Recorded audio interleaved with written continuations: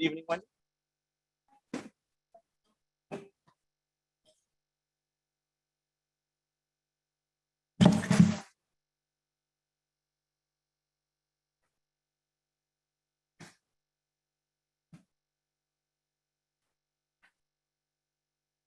I suggested New York.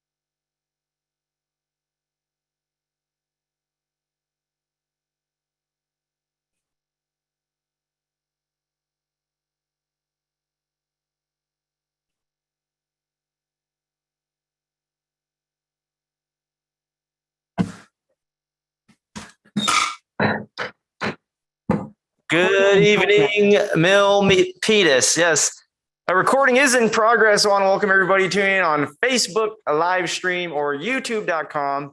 It's the Monday night edition of the City Council meeting here on November the 1st. All right, we got one agenda item tonight. I want to thank everybody for being here this evening. I think we're going to make a lot of progress and we'll hear a lot of interesting things. Come on in, folks. It's the hybrid meeting of Monday night, a city council meeting. I don't have the music from Monday Night Football, but the excitement is here. Come on in, folks. It's a hybrid meeting. Folks, plenty of seats here, social distance, or if you're with your household, or if you're at home watching in the comfort of your home. I want to thank folks for coming out here tonight. It's great seeing everybody. I do miss people in this chamber. A lot of great memories here. But please remember tonight, folks, our meeting is being live streamed and broadcast across our city. So the video is also recorded. And so we thank you for being here. All right, we'll go to our city clerk, Wendy Wood, for the roll call. Councilmember Chua? Councilmember Chua is here. Councilmember Dominguez? Present. Councilmember Fan? Present. Vice Mayor Montano? Here. Mayor Tran? And I am also here. Thank you very much, Wendy. Moving on here to the Pledge of Allegiance. Please stand. Maybe our police chief can lead us tonight with our Pledge of Allegiance. Chief. Pledge allegiance to the flag of the United States, to the republic, one nation, under God. Thank you very much, Chief. All right, we're going to have a really great meeting tonight. Keep it really efficient. We got one item here tonight, and I really love that it's only 6 p.m. And if it's a great meeting, we'll get you all home tonight by the 10 o'clock news on KTVU. Okay, moving on here to the approval agenda. I'll move to approve the agenda. Need a second to approve the agenda. We have a second from Councilmember Dominguez. And we'll go to the vote. Councilmember Chua. Aye. Councilmember Dominguez. Aye. Councilmember Fan. Aye. Vice Mayor Montano. Aye. And myself as an aye. The agenda has been approved. And we're moving to public forum. Come on in. Welcome, welcome. It's your first time here. Guess what? You're in the best city hall in all of Silicon Valley. Ain't it beautiful? Yeah. Constructed in 2002 and still shining. All right, we're going to public forum here. Welcome everybody for being here. Now, this is your opportunity to speak, but if you're here for agenda item 1, which is the first item and the last item, it would behoove you to speak during that agenda item. as it would directly relate your public comment to the agenda item being considered tonight by our city council. But we do have a public forum for anybody here that would just like to speak about anything, and we'll keep the public forum to 1 minute tonight. Okay, I'll looking around the chamber for the public forum, just a freestyle, open mind. If you'd like to talk about the weather or anything under the sun. Okay, I'll go to our Zoom. We got a hybrid meeting tonight. We got the Zoom platform. I know everybody's been on the Zoom before, so I'll look to our attendees on Zoom. We got about 30 individuals. Thanks for tuning in with us on the line. You are here at our Zoom meeting. I see all the names. I don't think, no, you can't see it up there. Okay, if there's any virtual raised hands tonight on the Zoom, we'll do virtual raised hands. If there's anybody like to make a comment for the public forum, virtual raised hands. Okay, nice, seeing none. That's it, going once, going twice, done. Moving on to announcements. And per usual, we'll check in with our city manager. Thank you, Mayor Steve, Tran. yours. Members of the council, I have no announcements for this special meeting. Thank you. Thank you very much, Steve. And we'll go to the council here. I'll turn to my right. If there's any requests, go ahead and hit that button for the announcements. Looking for announcements. No announcements seen. Thank you very much, the great city council. I do want to take a minute here. So tonight you're here for an agenda item number 1. And everybody will have an opportunity to speak. 1 minute. Both of the podiums work. You see the red light on the mic. That means it's on. Be careful what you say. If another person is speaking, folks can just come on up at any time. That's fine. I want to make sure you're seated for the duration of this meeting. A little bit of logistics. We have emergency exits. We have 2 in the back. God forbid something happened. That's where you'd go. We got our police chief, Jared Hernandez, right here. That's your police chief, folks. If you never met him, go ahead and meet him right now. He's here to serve tonight, tomorrow, and always. Super fun. We do have restrooms as well. I do want to, usually got to bring that up as well. Just go out these doors, make a right, go around the rotunda, sort of, and it should be right over there, the restrooms. And I think that's good housekeeping. There's also another emergency exit that way.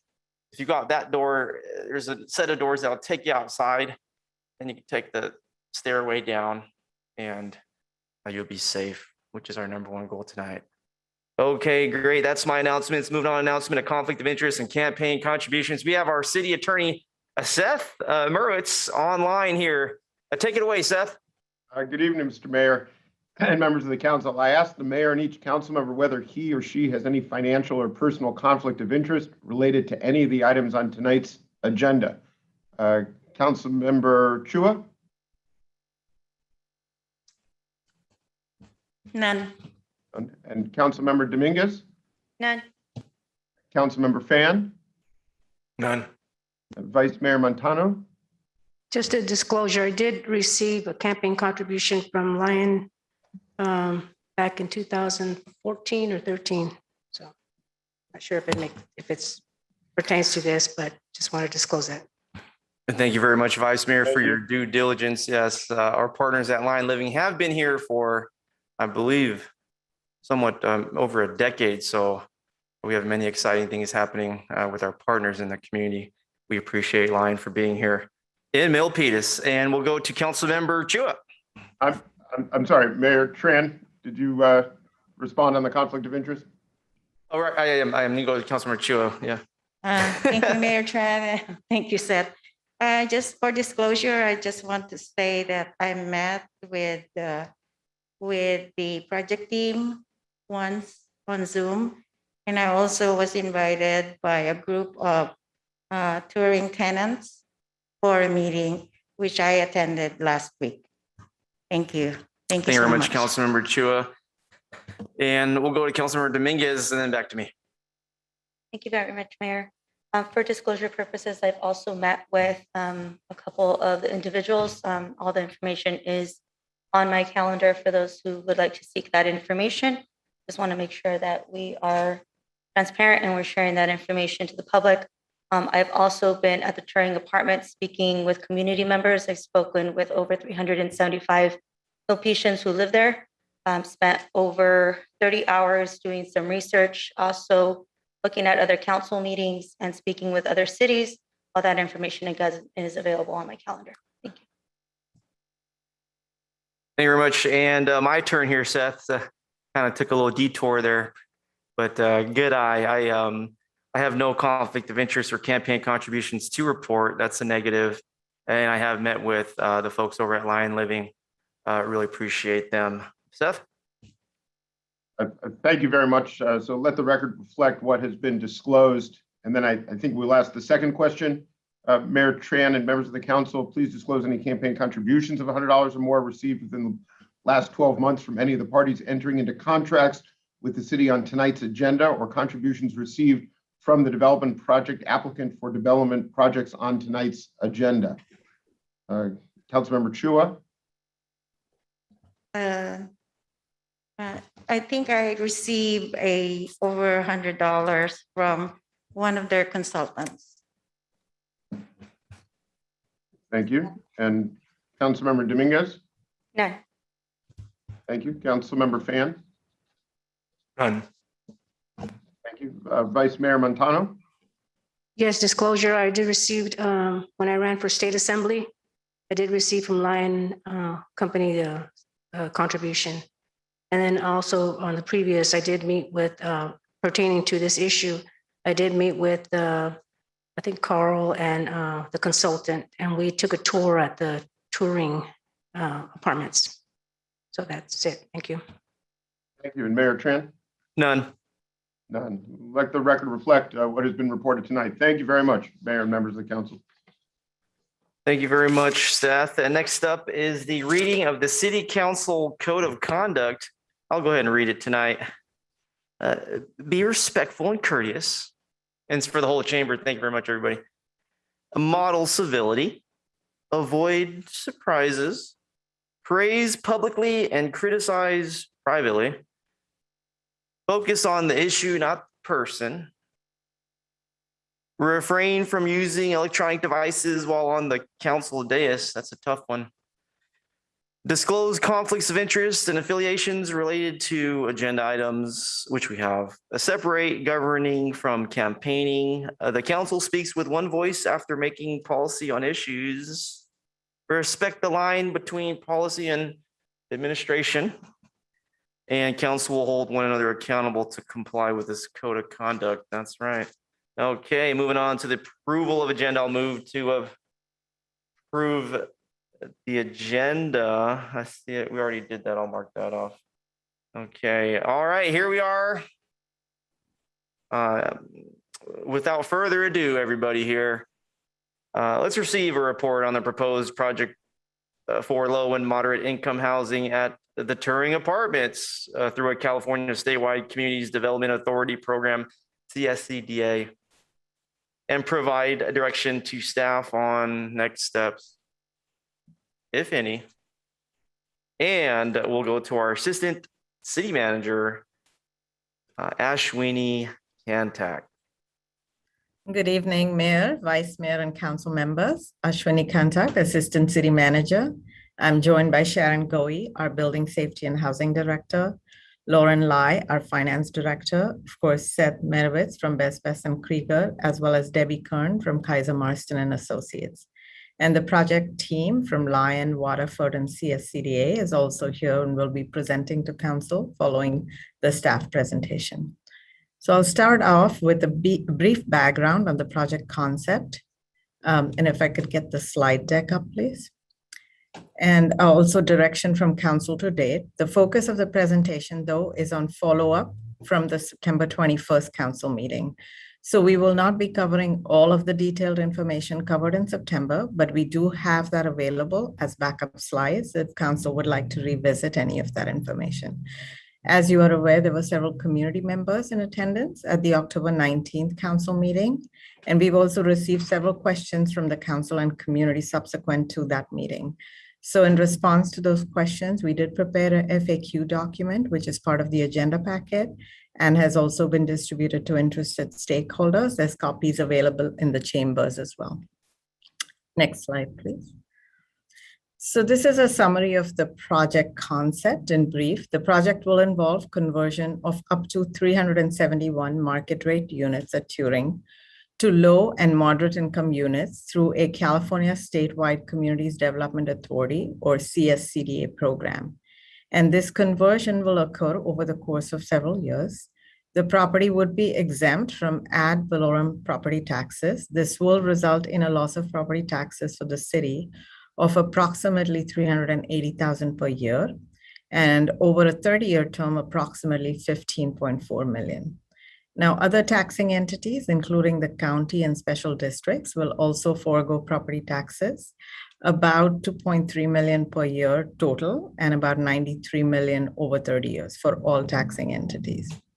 The project team has indicated that the Milpitas Unified School District will be backfilled by the state through other tax revenue. And I will, in a few slides later on in the presentation, will talk about one of their latest proposals regarding property tax. So the abatement of taxes would allow lower operating expenses as well as the lowering of rents.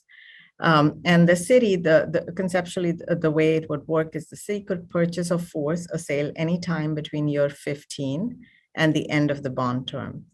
The proposal from the project team assumes 34 years to pay off the bonds, after which the city may purchase the asset, of course, subject to financial ability to pay off any remaining interest, as well as a balloon payment that's due at the end of the bond term.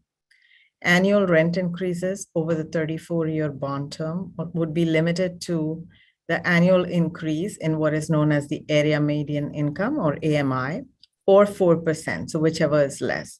And this is an important fact when we consider what is possible in terms of future rent increase assumptions.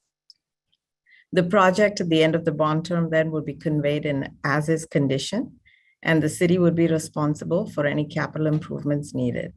And the current proposal does not include an oversight or enforcement role for the city. However, you'll see that we're going to cover some of that in later slides.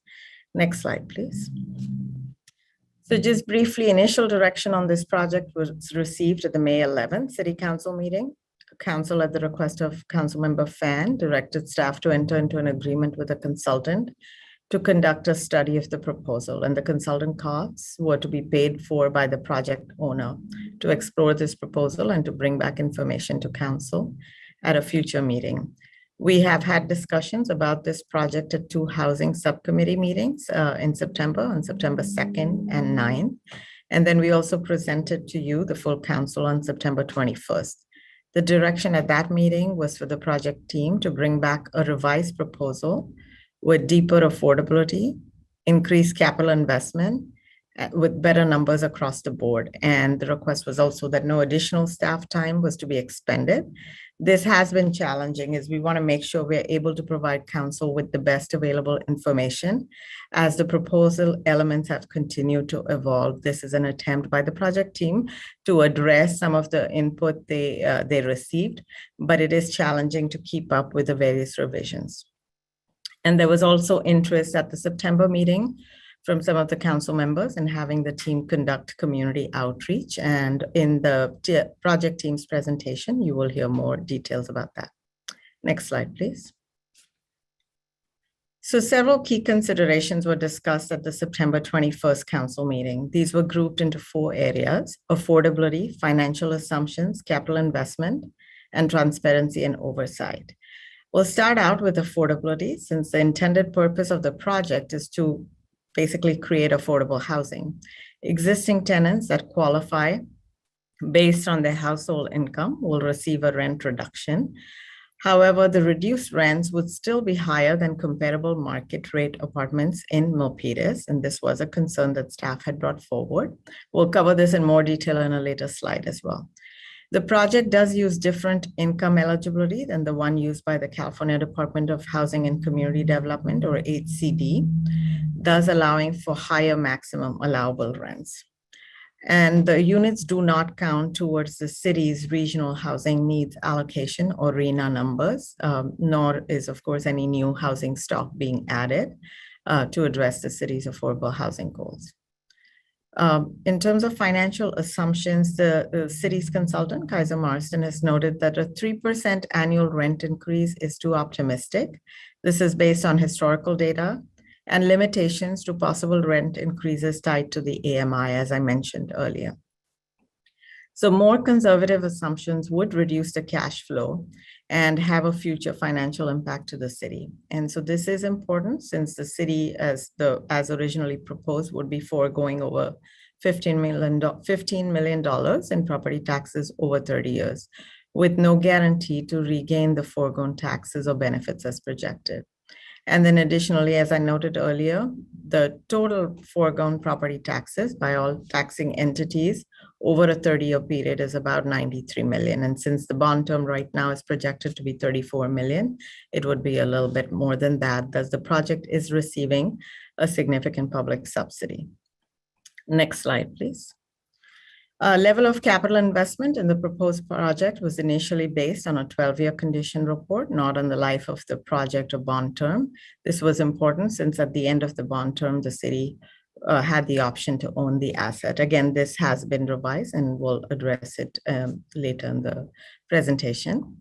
And then transparency and oversight. Another key consideration was the fact that the city does not control rental rates or oversee the implementation of affordability covenants, timing of refinancing, if any, that's needed, or appropriate maintenance of the asset. And there is no enforcement mechanism to ensure affordability.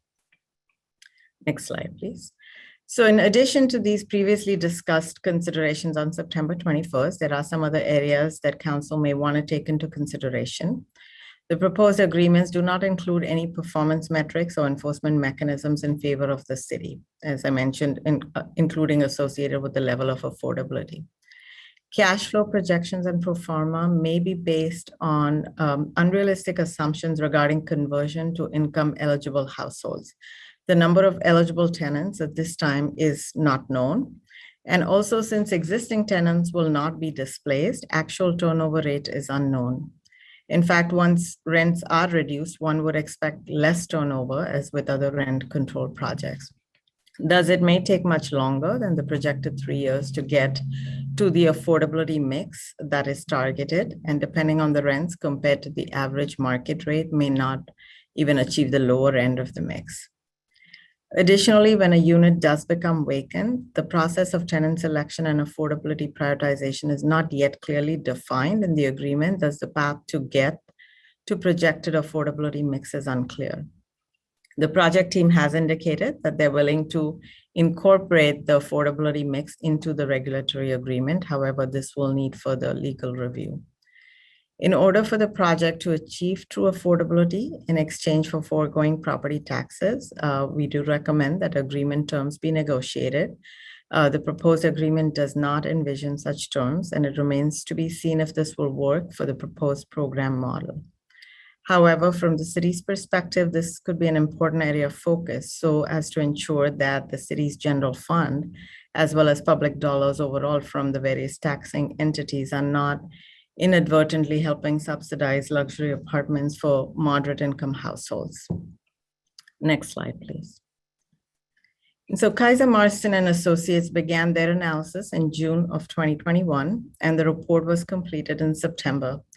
As discussed on September 21st, there were several affordability and financial considerations noted in the report, along with 11 recommendations, and there was one additional staff recommendation. So of these 12 recommendations, the revised proposal dated October 8th and then further clarified on October 13th is not responsive to 5 recommendations, partially responsive to 1 recommendation, and conceptually open to 6 recommendations.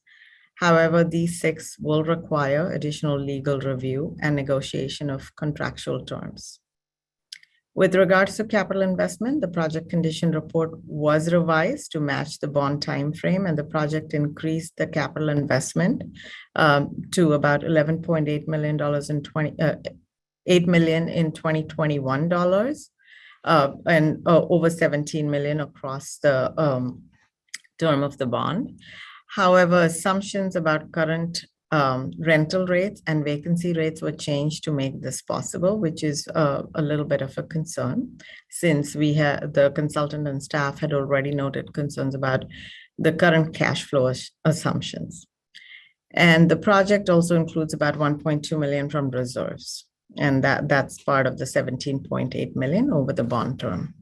The revised proposal still does not align with the California Department of Housing and Community Development, or HCD, income limits. However, allowable rents were lowered from 35% to 30% of income. This, again, like I said, HCD still calculates it differently and allows for lower rates. Next slide, please. So the revised proposal did not lower proposed rents for income eligible tenants to be below market rate, nor did it change assumptions of an annual 3% rent increase. It did not agree to the city approval of rent increases due to alleged concerns with liability.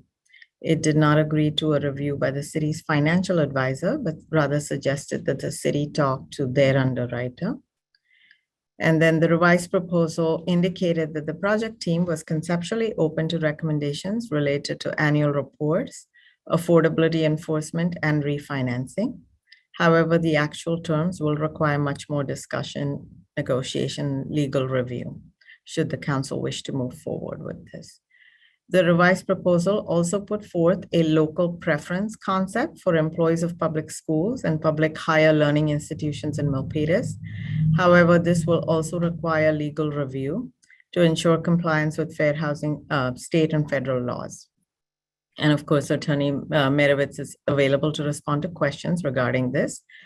And the project team has conducted 2 meetings, one through the Milpitas Chamber of Commerce, another one at Turing, and maybe some additional ones that they will provide more information on during this during their presentation.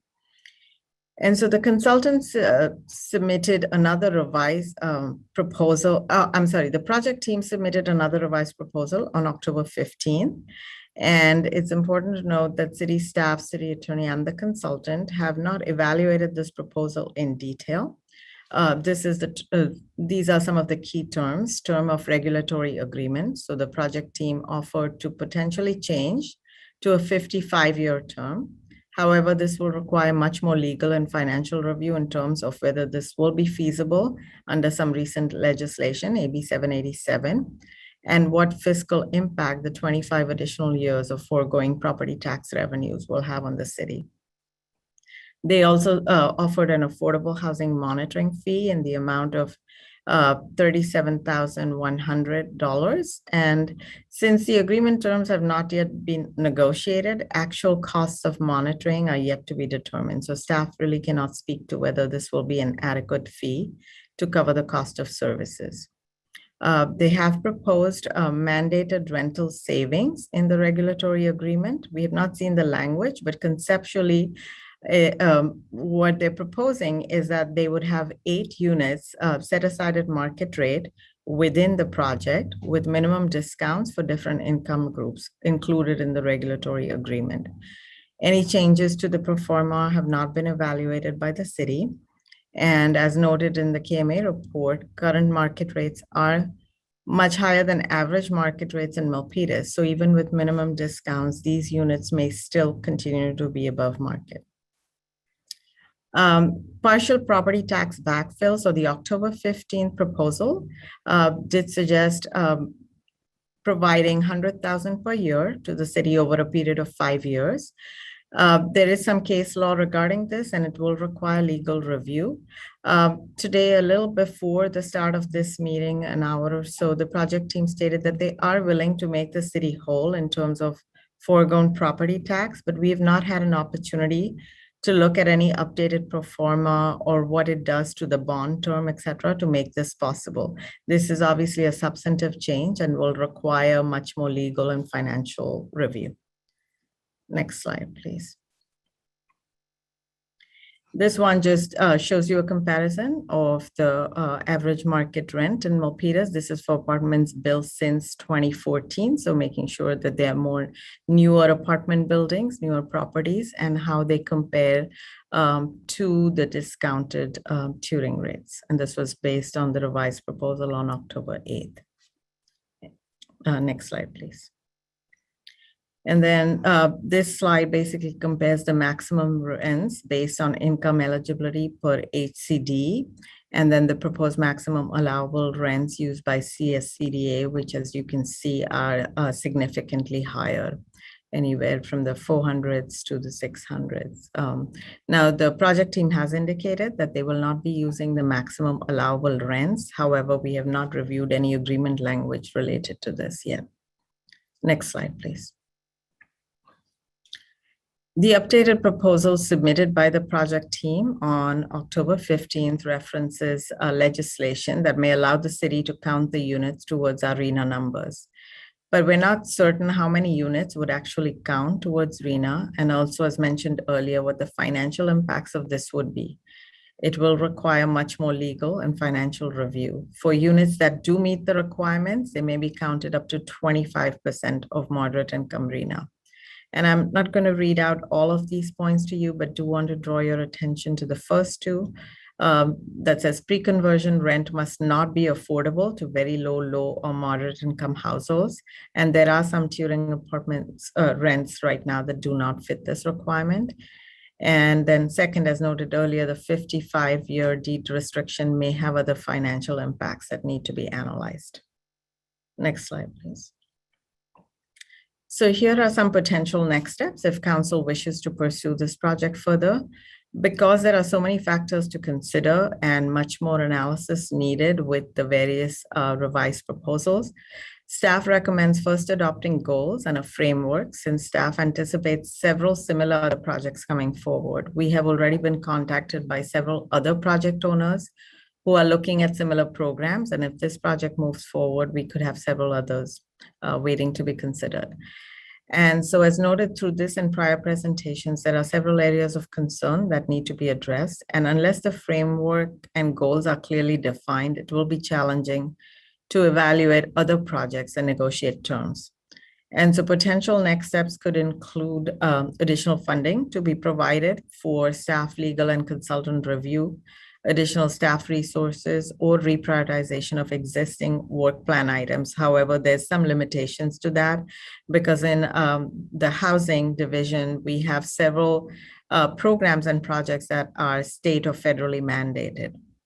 And so there's limited prioritization that could happen within existing staff. Adoption of goals and framework for this project, as well as other similar programs, and then work with the project team on an agreement that meets these council-approved goals. As discussed at the September meeting, staff is overextended in terms of other housing-related projects, as I mentioned. And so a significant amount of staff time has already been expended to date. Negotiating an agreement will require more time and resources, and council may want to consider further work on this project and other similar programs during the annual budget process in the context of all the other council and community priorities. Next slide, please. So this slide includes some initial thoughts from staff about a framework and goals that will help the decision-making process. If you do want to continue with this project or similar programs, we would appreciate input on this. And again, here's just some initial thoughts, maybe establishing the percentage of low and moderate income units for each project with a timeline for meeting that percentage. Alignment with the city's housing goals, so including the RENA numbers, metrics on the condition of asset, as well as proposed improvements over the term of the bond, the number of years that bonds need to be paid off by, also potentially capping amount of lost city revenue, and taking the other service impacts of the total subsidy into consideration. So for example, the county provides services to the community through the library, social services, Valley Water, the Bay Area Equality Management District. So they all serve the community. And so the impacts of kind of losing some of that tax revenue for the other agencies as well. Next would be types of performance metrics and consequences of not meeting those metrics. Defining the level of desired oversight and enforcement and remedies, and then establishing of associated fees to be paid for by the project to provide that oversight and enforcement. Next slide, please. So fiscal impact, again, I think we've covered most of it. Just to summarize, any additional work on this project will require additional funding for staff and city attorney time, as well as for a financial consultant. And then besides the financial impact, additional staffing resources will also be needed. I wanted to also note that we do not have a financial consultant currently under contract, so we would need some time to retain those services. And then again, as mentioned previously, it's about $15.4 million foregone by the city and total of about $93 million by all taxing entities over a 30-year period. Now, property tax is obviously a very important source of revenue for the city. It represents about 37% of our total general fund revenues and provides funding for many vital city services. So any agreements to reduce the city's property tax revenue for 30 plus years will have city service level ramifications. And this is going to be even more impactful if other similar projects follow and there is a cumulative loss of this property tax revenue. And at the end of the bond term, the project team has suggested that the city may be able to recoup the lost revenue. However, the project performance assumptions appear optimistic, which causes the risk of us overstating what the city is going to get at the end of the bond term. And the proposed agreement does not really provide a financial guarantee that the city would recover the $15.4 million of property tax foregone. Next slide, please. And so this is the staff recommendation. The first one is just to receive the staff report. And of course, we have several people, as I mentioned, including Seth from BBK and Debbie from Kaiser Marston to respond to any questions you may have. And then if council does wish to pursue the proposed project, we recommend a few next steps, including for the project team to be provided funding and staff. To continue this work, develop goals and framework, bring that back to council, and then based on that, negotiate an agreement for council approval. And that concludes my presentation. Thank you so much for your time. Thank you very much, Ashwini Kantak, our Assistant City Manager. She is in City Hall in her office. We're doing very much all we can to ensure that we're being safe with COVID and things, you understand. So that's the presentation that we have tonight. I think this item is an opportunity in so many different ways. And we're just getting started here tonight. I promise I'll try my best not to keep you here too long. Let's right now go to the owner of the apartment building or the company that owns it. Lion Living, I believe we have a representative. Come on up, looking for, okay, there is, yes. Okay, there's a team here, great. All right, welcome. Mayor, Vice Mayor, council members, appreciate your time tonight. And thank you to staff, Ashwini, appreciate you laying out the program merits there. Really appreciate you spending time digging in and outlining that for council. I think, there's a reason we're all here tonight, and there's a reason we've been spending time on this since May. It's because you 5 council members understand the merits of this application. You understand the merits of bringing the middle income housing to the city of Milpitas. But we just appreciate your guys' time and your consideration, because without your guys' support and effort, we wouldn't be here today. So we very much appreciate that. I think one thing I wanted to highlight, as Ashwini mentioned, but I think it got lost there, is that we have agreed to backfill the city's portion of property tax loss over the 30-year period, which amounts to just over $15 million, as Ashwini's laid out. So I think that's an important item. We've worked extremely hard over the last 6, 7, 8 months, as every council member just mentioned. Prior to the meeting, you've all spent time with us. You've all toured the building. You've all heard us give our presentation on the program. So again, we understand that you guys have spent a lot of time on this, but we also understand that you guys recognize the value in this opportunity in front of you. So I want to highlight the fact that, we started with our original proposal 6 or 7 months ago. We've been challenged by every one of you council members to deliver something that's never been delivered in the state of California before through this program. And we've delivered on that. And it's been an incremental process. We've brought revised proposals to you guys. And I think you guys have continued to push back. And we think with, some work that Pete and I have done with Waterford and trying to figure out how we can really push the financial bounds of this project, we've come up with the solution of offering that full backfill again to the tune of about $15 million. So we feel like that is, a huge step for the success of this project and getting this thing over the finish line. So I wanted to make sure that I just came up personally, thanked you guys for your efforts, let you guys know how hard we've worked to get to that $15 million backfill. And I think my partner Pete here has a couple things to add as well. Thank you very much, sir. And also, Thank you, Mayor. Thanks, Kyle. That was a good summary, and I don't want to be too repetitive on things that Kyle said. Mayor, you began the meeting, and one of the things that you mentioned was that we've been here for over a decade. We've been here for just over 14 years, to be exact. And, we love this city. We've invested over $1 billion in this city. It's no small investment, obviously. And we look to continue to want to build great things and of the highest quality in this city. Ever since we've came to this town, we committed to working with policymakers and staff in the right way and to solving complex problems. We've committed to do the same here. And as Ashwini mentioned in the staff presentation, all the different things that were brought to light, and we've really worked to try to resolve and address many of those issues. I want to just mention a couple things. We're suggesting from a policy standpoint that the city council doesn't need to make an overarching policy decision. They can use this opportunity as a pilot program, and it would give the city real-time data at its fingertips to see if this program is really working.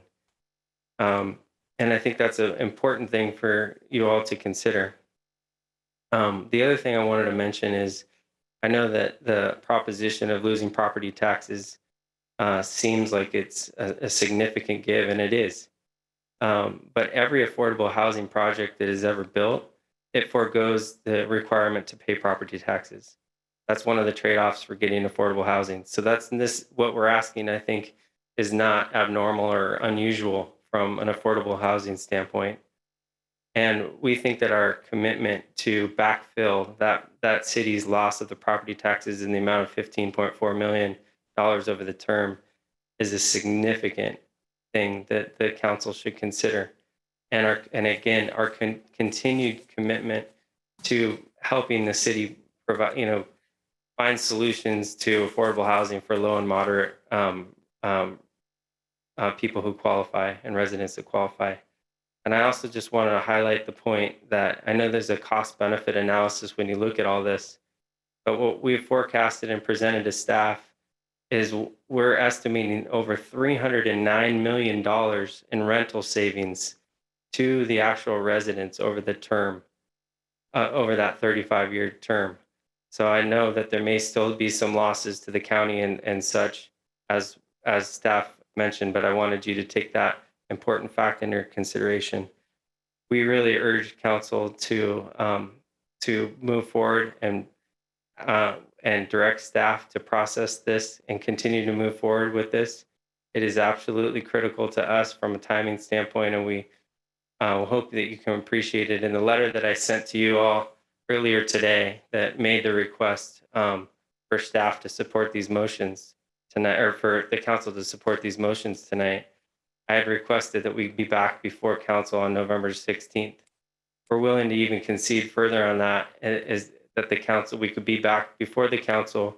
We're committed to working with staff through all these details that need to be worked through in 30 days. And on a regularly scheduled city council meeting at the end of the month, have this before you, a fully substantive, fully baked proposal for you to consider and make a final decision on. Thank you so much. thank you very much to you both. Clearly, this has been an item here at City Hall that's been discussed widely and also discussed widely in our community.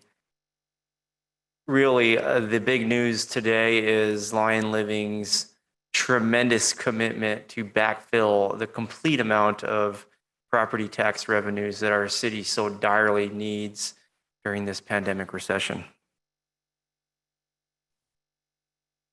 That's amazing. And I applaud you both for that. That was my chief concern, the loss of revenue, and you have solved that with your commitment. A lot of other areas of the CSCDA program and this item being proposed tonight is risks to the city in other different ways. And I think those risks have been mitigated as we'll present to the public. Extremely huge step, I think, for our city and our residents tonight.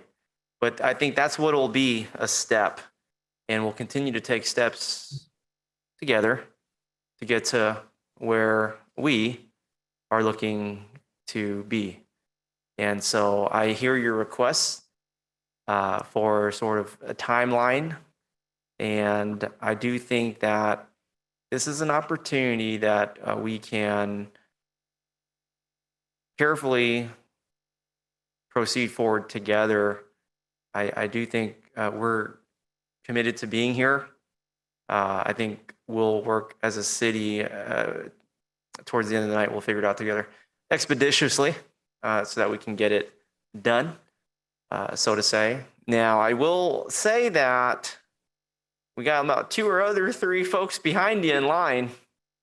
You may be aware. So this is an opportunity that is here, and this council will decide as a whole on whether we will move forward. But you two can have a seat. We got to do public comment. So please have a seat. We're gonna go straight to public comment here. Just to be clear real quick, Mayor, Sure. this was not our presentation to give. Waterford, Sean's on the line. He'd like to give his Okay, presentation. let's get Sean. Hey, Sean. Thank you. Yeah, we're just trying to move the meeting along. Good evening, Mr. Mayor and City Council. I thank you for having us tonight. And I do have a presentation that staff has. Ashwini or Sharon, if you don't mind pulling that up. First off, I want to say thank you for all the work that staff has done, and for the council. You know, we've been engaged with the city, as Pete and Kyle mentioned, since April of this year, so going on 7 months now. And you know, I think we've made tremendous headway. And as both Pete and Kyle discussed in their presentation, you know, we are committed to finding a path forward. Before I jump into my presentation, I wanted to give a 30-second background in terms of when, you know, this program really started in earnest in 2020. And, you know, it's a new type of financing to provide middle income housing that really has never been able to be financed in a way like this. And it's, I know it's new to a number of cities, but I will tell you that we are closing on our 10th project in the program, totaling over 2,800 units, about $1.65 billion in bond issuances in cities throughout California. And we are seeing the real-time rental savings for our tenants and for the communities that we're doing projects in. And I can tell you that it's life-changing for a number of our tenants. And so, although city staff has not seen a structure like this, I can't tell you what a powerful tool it is. And so just want to tell you that we're seeing these effects in real time, and I'm opening this up to city staff and to the council. You know, we're happy to tour you through any of our existing projects so you can come out and see the real-time savings for our tenants. It's extremely meaningful. So I just wanted to say that we appreciate your time on that.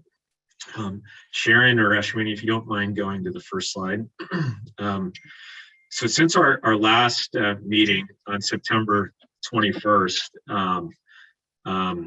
we spent a considerable amount of time reaching out to the community, and you know, we've had a number of tenants that we've met with at the Turing property, as well as other community groups. And I can tell you, as you see in these slides, we've been able to talk to a number of folks in the city of Milpitas about the project, and believe that we've really been able to get strong support. And when the tenants have seen the rental savings, it's been extremely powerful to our tenants. If you don't mind going to the next slide.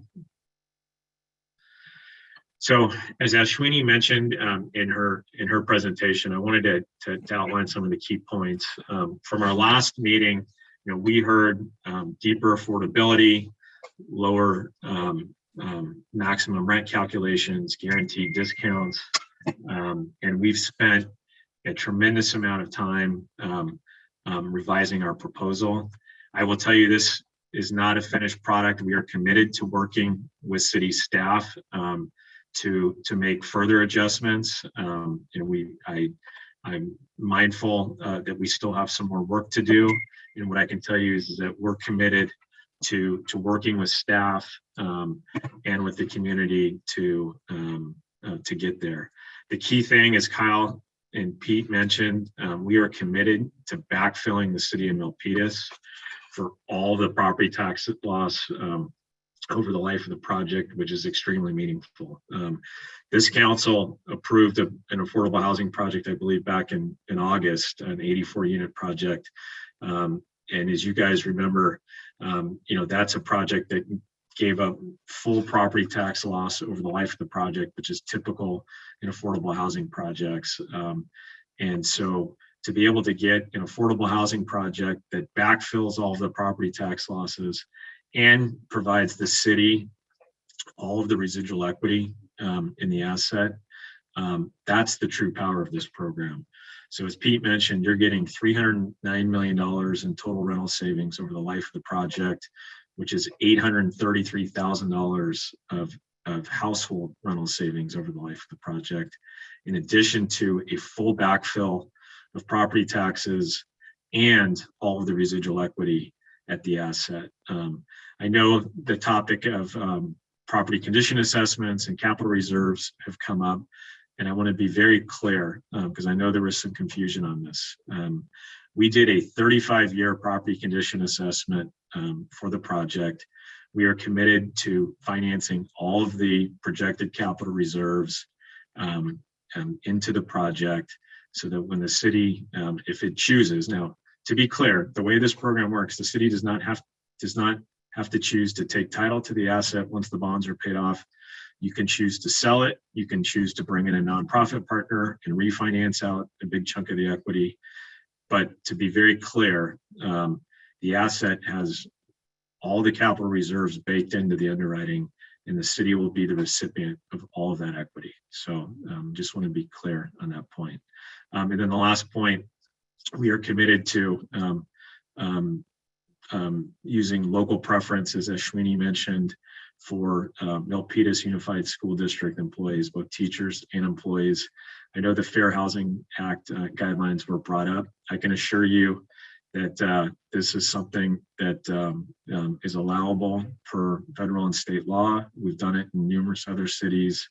We have legal opinions that show the legality of it. And like I said, we're closing our 10th project this week, and it has local preference language. So we're committed to working with staff and your legal team to get them comfortable with that. And I have no fear that we won't be able to get there on that point. If you don't mind going to the next slide, please.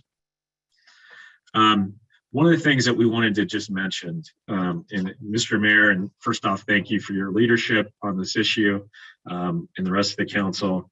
The topic of what we've done in other cities in terms of structure and affordability levels. And I think in a previous meeting, it came up that, we want to negotiate the best affordability and the best deal in the state of California. I know we're not there yet, but we're committed to getting there. And I can tell you that what we're providing, or in terms of offering right now, it is by far and away the best that has been done to date in this program. As Kyle mentioned, this is an iterative process.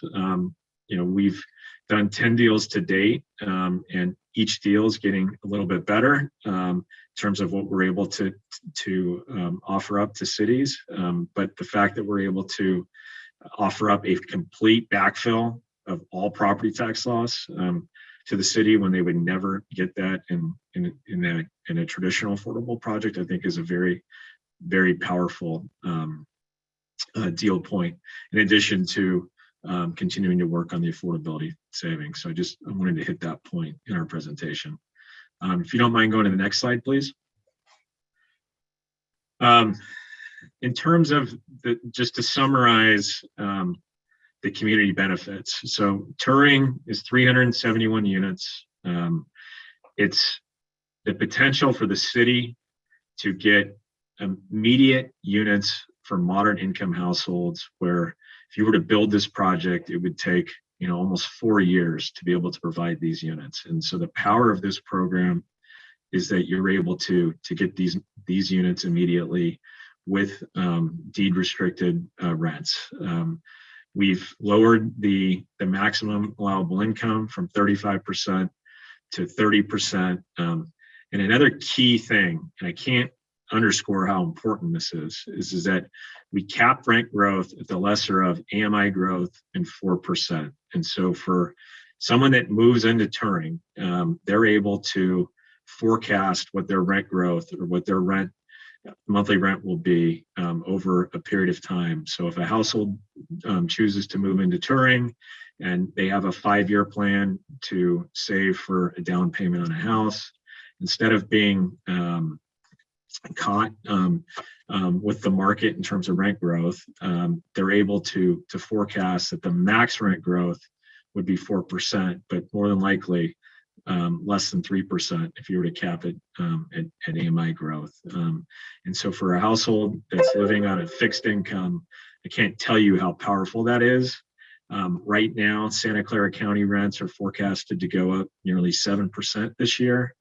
And if someone were living in Turing and this building were to go into the program, those rent increases would be capped.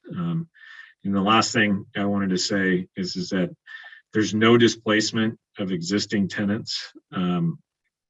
We think about 40% to 45% of the existing tenants will qualify immediately. But then as tenants move out, then we'll be able to income qualify new tenants. And within 3 years, the entire project would be converted to middle income housing. If you don't mind going to the next slide, please. So at this point, just in conclusion, as Pete and Kyle mentioned, the Waterford team, in conjunction with the Lion team, we're committed to working with the city council and the mayor and city staff. We would ask that city council direct staff to come back in short order with a complete document set for approval. Right now, we are seeing bond yields starting to widen. The longer that we do wait, it's just, unfortunately, interest rates are moving against us. And so we have an opportunity here to be able to capture 371 units and turn it into 100% deed restricted units, which would be perfect for the families of Milpitas. One last point I did want to make is that the topic of in-place rental rates has come up relative to this project, saying that the in-place rents are the highest in Milpitas. I want to clarify one point about that is that when Turing was approved, it was designed originally as for sale condos and has a condo map in place on it, which means it has it actually has the largest units of any new project built in the last 10 years of Milpitas.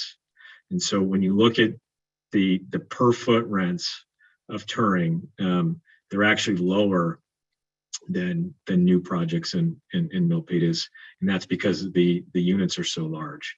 And so for the working families of Milpitas, if you're talking about moderate income housing, Turing is actually the ideal project to move forward with in this program because of the size of the units. If you look at the average square foot of Turing relative to the market, it's almost 200 square feet larger. And so if you're a young family and a working family living in Milpitas, and you're trying to save for a house, this would be the perfect project to be able to have rental savings. So with that said, I'll close my comments, but just wanted to say thank you for having us tonight. And we're committed to working with you all. So thank you. Thank you very much, Sean. I really like some of the highlights you had there on that one particular slide. And we do have another person with the group here, and we'll go to Mr. Livingood. Thank you very much, Mr. Mayor. I will be the last speaker, and I will keep my remarks brief. So, Mr. Mayor, Madam Vice Mayor, council members, Mr. City Manager, my name is Bob Livingood. I'm a resident of Milpitas, and I'm here tonight and proud to be representing Lion Living. I'm going to speak for just a minute about none of the details about the deal, but instead about some of the people that are here tonight, and many of them that are home on Zoom, that I've had a chance to speak with since I began working on this project. It's my belief that one of the things that makes Milpitas a special place to live is a collective value that almost all of us have agreed to. It's kind of a social contract, and it simply says this: we don't leave anyone behind. The people that we are striving to help with this affordable housing proposal are neither wealthy nor are they impoverished. In fact, they have good jobs that pay living wages. But despite that, they still struggle with the high cost of housing here in Milpitas. Most of these folks live paycheck to paycheck. They work hard and they seldom get an assist of any kind from government. We refer to them as the missing middle. But since the onset of the pandemic, we now refer to many of them as essential workers.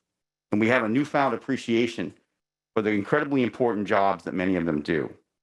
We have watched during these difficult times as they taught our children and cared for our parents and our grandparents. They are the ones that gave us our COVID-19 vaccinations, filled our prescriptions, stocked our grocery and drugstore shelves, and they are the janitors that clean our classrooms for our kids. They drive trucks that move our goods. They work night and day picking up our garbage, maintaining our parks, and repairing our roadways. They drive our buses, light rail, and BART trains. They're the first responders when we need them. They assist us when we come here to City Hall to pay our water bill, and they deliver our mail and our packages. In short, they have proven to be unsung heroes.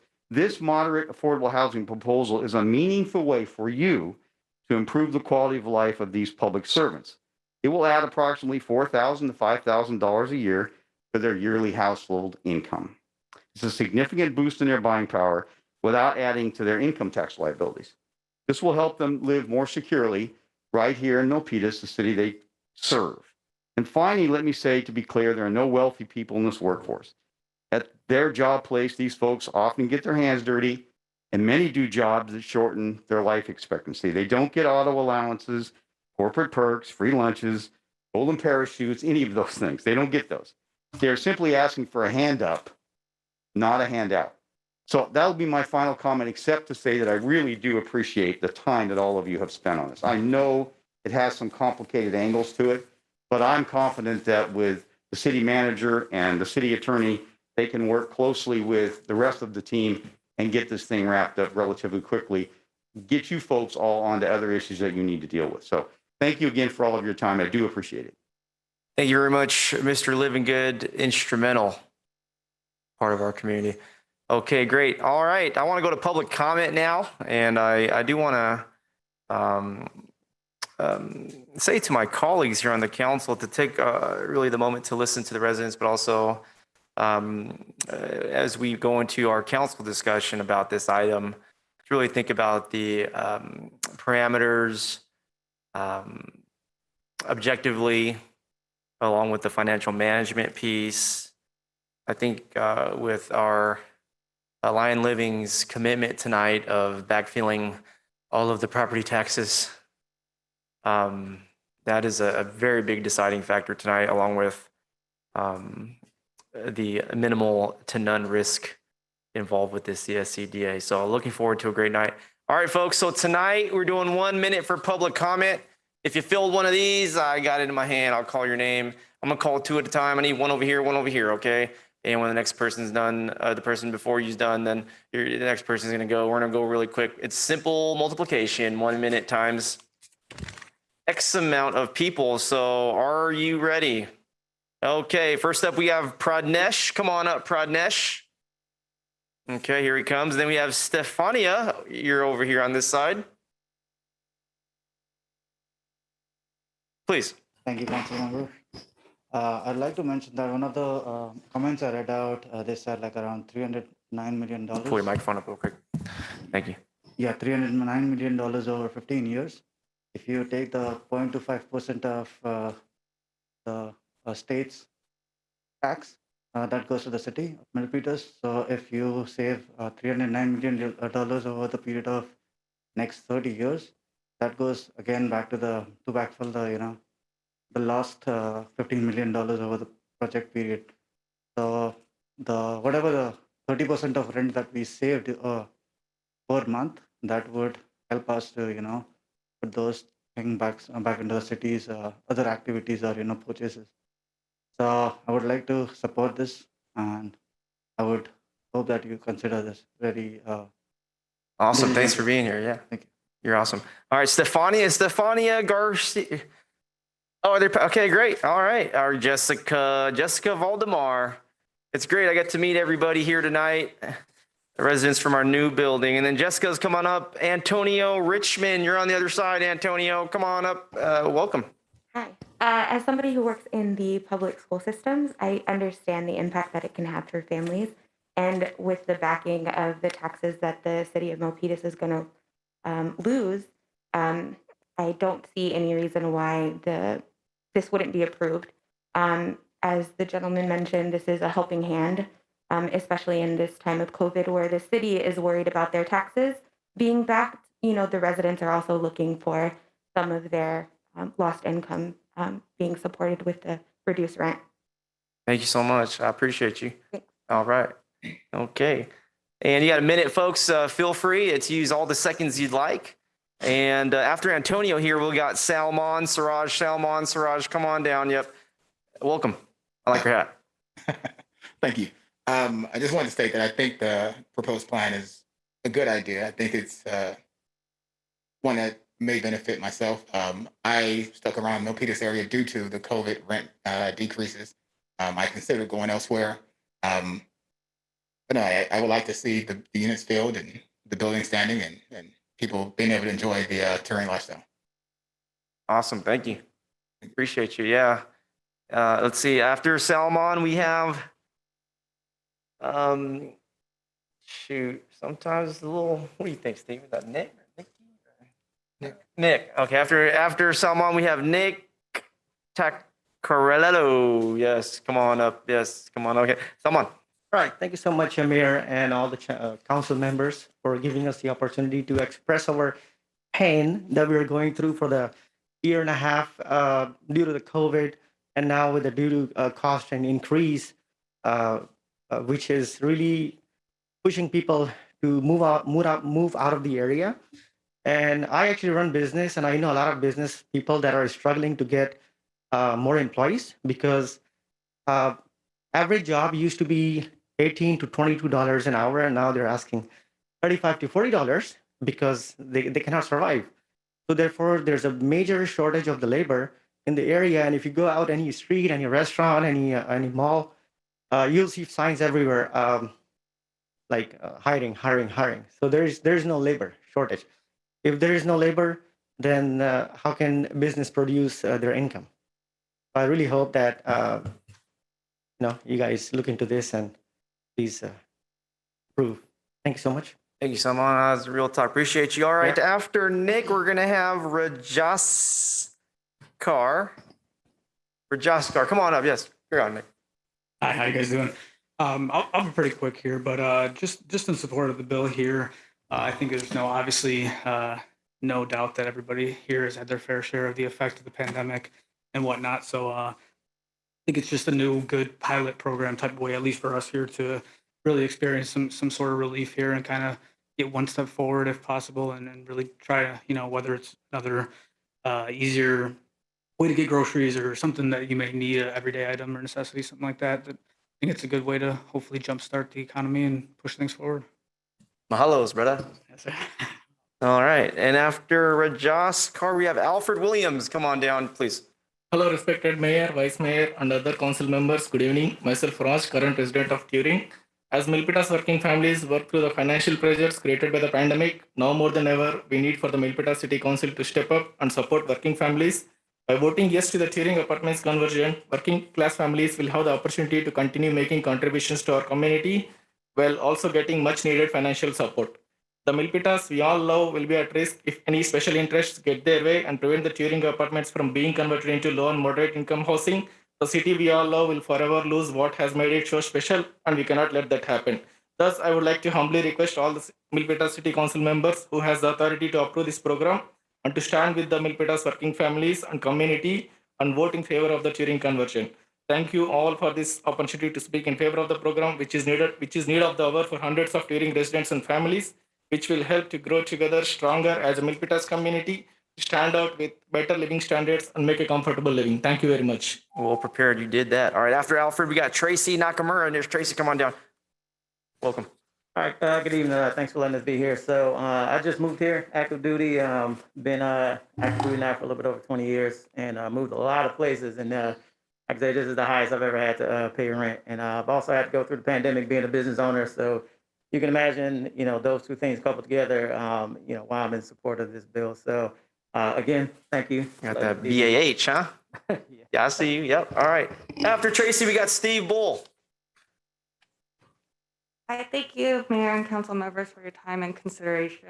I believe the middle people are always forgotten. And as someone who has had to look for housing in the past, it was always difficult to not be able to qualify for affordable housing. Most people struggle with this and have to have roommates or live at home or far from home. I lived here in Milpitas for 5 years and I love the city. I think there's a strong community here. I was fortunate to have owned a property here, but understand the high rent issues. I'm currently going to be renting my apartment. I'm in a condo to a family member because they have been looking for a place and they can't afford anywhere in the area as well and have been stuck at home. I think it'll be awesome for this project to get approved to give the working families the possibility to live closer to the work or just help them with the high cost of living in the Bay Area. Thank you for sharing your story. After Steve, we have Fernando Velasco. Come on down, Fernando. Steve. Okay. Thank you, Mr. Mayor and council members. My name is Steve Bull. I work here in Milpitas, overseeing the construction for Rockwood of Lyon's other district projects. The high cost of housing here in the Bay Area is causing a large percentage of the workforce to commute long distances with round trips longer than 3 hours per day. These long commutes have become increasingly untenable and have led, as others had said, to a major labor shortage. Conferring with other builders, the labor shortage is a well-known challenge of creating new housing here in the Bay Area. And the lack of affordable housing is a primary reason for that shortage of labor, which results in increased cost of construction and decreased viability of that new houses can be built. The conversion of the Turing apartments to low and moderate housing is one step to help alleviate that housing affordability crisis, not just for construction workers, but also for teachers, firefighters, police officers, healthcare workers, and service employees. Thank you, Mr. Mayor and council members, for your support of the Turing affordable housing conversion proposal. Thank you very much, Mr. Bull. And then after Fernando, we have Peter Sidner. Peter, come on down, please. Thank you, Mayor, Vice Mayor, and City Council members. My name is Fernando Velasco. My parents immigrated to these incredible United States from Ecuador 30 years ago with the single unifying goal of chasing the American dream and working day in and day out to create a better life for our family that wouldn't have been possible back in South America. My parents came here with nothing except for their clothes on their back and built a life that I'll forever be proud of. During those early years in the United States, times were incredibly tough and my parents struggled to make ends meet, especially when it came to the monthly rent. I have vivid memories from my childhood of my parents being overcome with stress from our rising monthly rent payment and not knowing whether we'd be in the same apartment to the rest of the year or if they'd be able to afford daycare, food, gas, or other basic needs. My mom always instilled the value of an education and was absolutely horrified at the possibility of being displaced from the school district that she worked so hard to get us in. As a first-generation American and son of immigrants, I've always felt a deep connection to my Hispanic heritage and an existential obligation to look out for those in need, especially those in the Hispanic community. Vice Mayor Montano, there are many from the Hispanic community in Milpitas that voted for you that are at risk of being displaced by a lack of affordable housing options. I trust you make the right decision and provide Milpitas residents the dignity of having housing options. Thank you very much. All right, next up we got Peter. After Peter, Casey. Casey with the K. Casey, come on down. Casey, I didn't put your last name. There you are. Okay, Peter. Being a Bay Area resident and commuting over 2.5 hours daily to Milpitas, I can speak firsthand to the lack of affordability in this city. The touring workforce housing proposal is an opportunity for this council to rally behind the frontline workers of this city and promote affordability. A city's mission is to provide programs and opportunities which enhance, expand, and improve the quality of life for its citizens and its community. I believe this policy directly achieves that goal. Thank you. Thank you very much. All right, Casey. And then after Casey, we have Andy Kiadewong. Yes, Andy, come on down. All right, Casey, go ahead. Good evening, Council. Listen, this program looks out for working families, single parents, and the missing middle. It offers teachers, first responders, and those making a modest income the opportunity to stay in this wonderful city. It saves the community, desperate Milpitas residents, tens of millions of dollars in rent over the next 35 years. That savings will be reinvested in the city, local stores, restaurants, etc., furthering the city's tax revenue and prosperity. Lastly, it gives the city, after 35 years, an asset worth what will likely be worth $400 or $500 million. Think about that. This is the biggest no-brainer. Countless incredible cities in the state have adopted this program, and for good reason. It works. City staff just needs to pick up the phone and call those cities. I'm not sure they've done that. And these other cities likely didn't get the benefit of backfill taxes. As you know, people are leaving California in droves. Do you want to continue to be part of the problem or part of the solution? Hundreds and hundreds of Milpitas families are counting on you. Thank you very much. Wow. All right. After Andy here, we have Lamar Thorpe. Lamar, come on up here. Andy, please. Hello, City Council members. My name is Andy, and I'm a resident of the Turing Apartments. I'd like to share a quick story about my best friend. His name is Luke, and Luke and I grew up together. We both went to Russell Middle School here in Milpitas. Over the past 20 years, Luke's family was forced to move 5 times due to rent increases. They do not qualify for low-income assistance, but this program specifically would help their family directly and others like them. Luke's family lives in Sacramento now, but time and time again, he makes it back down to Milpitas whenever he can because this is a beautiful city. Luke is a good person. His family is the sweetest people I know, and they deserve a program like this so they can live better. I wholeheartedly support this program, and I hope you all vote yes on this topic. Thank you. Thank you very much, Andy. I like your hair. Reminds me of Andy Warhol. All right, after Lamar, we got Alu Watoba. Alu Watoba, come on up after Lamar, please. All right, thank you, Mr. Mayor, Council. My name is Lamar Thorpe, Mayor of the City of Antioch, one of the fastest growing cities in the Bay Area. And I can't emphasize enough what a great deal you're getting here tonight. I originally came and talked to my good friend Carmen Montano about this very issue because it was so critical to my city. I meet residents every single day who come from Fremont, Milpitas, San Jose, because they can no longer afford to live here. And the demand for housing has grown exponentially. But what's critically important to understand is that services in Eastern Contra Costa County have not. And so this is critically important to the dire needs that my city has and being able to meet the demands of some of the residents who have chosen to move to Antioch. Now, when I visited with Carmen, she said, if I knew the developers of this project, I don't. I know you, Carmen, and I know the needs of my city. And last week I was in San Francisco because I was disappointed to see the San Francisco Board of Supervisors vote down an affordable housing project, 500 units. Thank you very much, Lamar. So I appreciate you. Thank you. Thank you. I like your mask. Thank you. That's like very poetic mask you have on. You feel what I'm saying? All right, next up we have Acel. Acel, come on up. Acel Tursun Bears. Are you here? Acel. Okay, I'll save your card a little bit here. All right, Latana. Latana, come on up. You filled out a card. Latana, are you here? Okay, I'll save your card. I know they hear me out there. We got surround sound all throughout the building. Pretty neat. Okay, next up, Aluwasi. Aluwasi, are you with us? Oh my goodness. Oh my goodness. All right, I'll keep going. We'll save that card. Next up, we have Akletola. Akletola, please come on up. Are you there? Last name, Adinarin. Yes, yes. Okay, we'll save your card. We'll come back around. Elham Sharifpour. Okay, there you are. Okay, great. And then after Elham, it'll be Frank Surian if you'd like to speak. No, okay, confirmed. All right, and after Elham, it'll be Hitesh Aurora. Hitesh Aurora, are you here? Okay, Hitesh. Okay. Elham, please. Hello. I really appreciate your time, your effort, and consideration to this very important proposal. So I'm a resident at Turing, and since I moved to the Milpitas, I really love Milpitas, and then I find Milpitas like feeling that's my home. I feel like I find my home. I'm working in the childcare field and then provide childcare services to the essential people. But other side, there is really a struggle to pay high rent in here.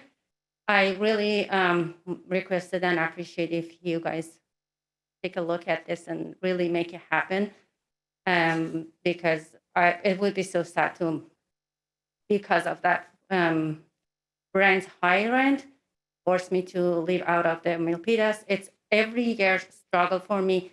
What's going to happen? Am I able to pay my rent or no? I have to move out or no? So I really appreciate your consideration. Thank you very much. You're very kind. Thank you. All right. Let's see here. All right, folks, if you're out there, please keep an ear out. If you hear me out there in the rotunda area or in the sort of the, I call it the lounge right outside, if you hear me, just keep an ear out for your name. I really do appreciate everybody being here. I think it's a lot of great energy in the room. And this opportunity is really brought to you by Lion Living. They've made a commitment, as stated earlier. You know, your apartment complex is really making a commitment to all of you. Let's not forget that. Okay. All right. So let's see here. Srujana. Okay, here she comes. Come on up. Welcome. After Srujana, it'll be Emerson Rana. Emerson, are you here? Come on up. There's two of them. And please. Hi. It's good to hear about this program, and I'm very happy that you took this such an initiative. So I'm staying in Chewing apartment. So when I heard about this, I just got a question in my mind, which is like, if both husband and wife are working, and due to some issues, if one person has to end their job, or if she has to take a break, so how she can project it, or whether it should be before lease starting, or if she's taking a break of 6 months, how the rent will be considered. So that's my question. Thank you very much. Thank you. Thank you very much. We got our city clerk over here, folks. They're taking your name. Oh, you're good. You're taking your name. They're taking notes about what you're saying. So what you say really matters. And if you come back here in 40 years and you want to look up the minutes for tonight's meeting, you'll see your name in the halls of our city. Ain't that pretty awesome? All right. After Emerson, we have Joey Avizor. Joey, where you at? Come on up, please. Emerson, please. Perfect. Good evening, Mayor and council members. I'll try to be short and sweet. I just would like to express my support of this program. As a resident of Turing, I know that this would be a tremendous benefit to the residents dealing with the challenges of affordability. And I would love to continue to live in this community as well as the city of Milpitas.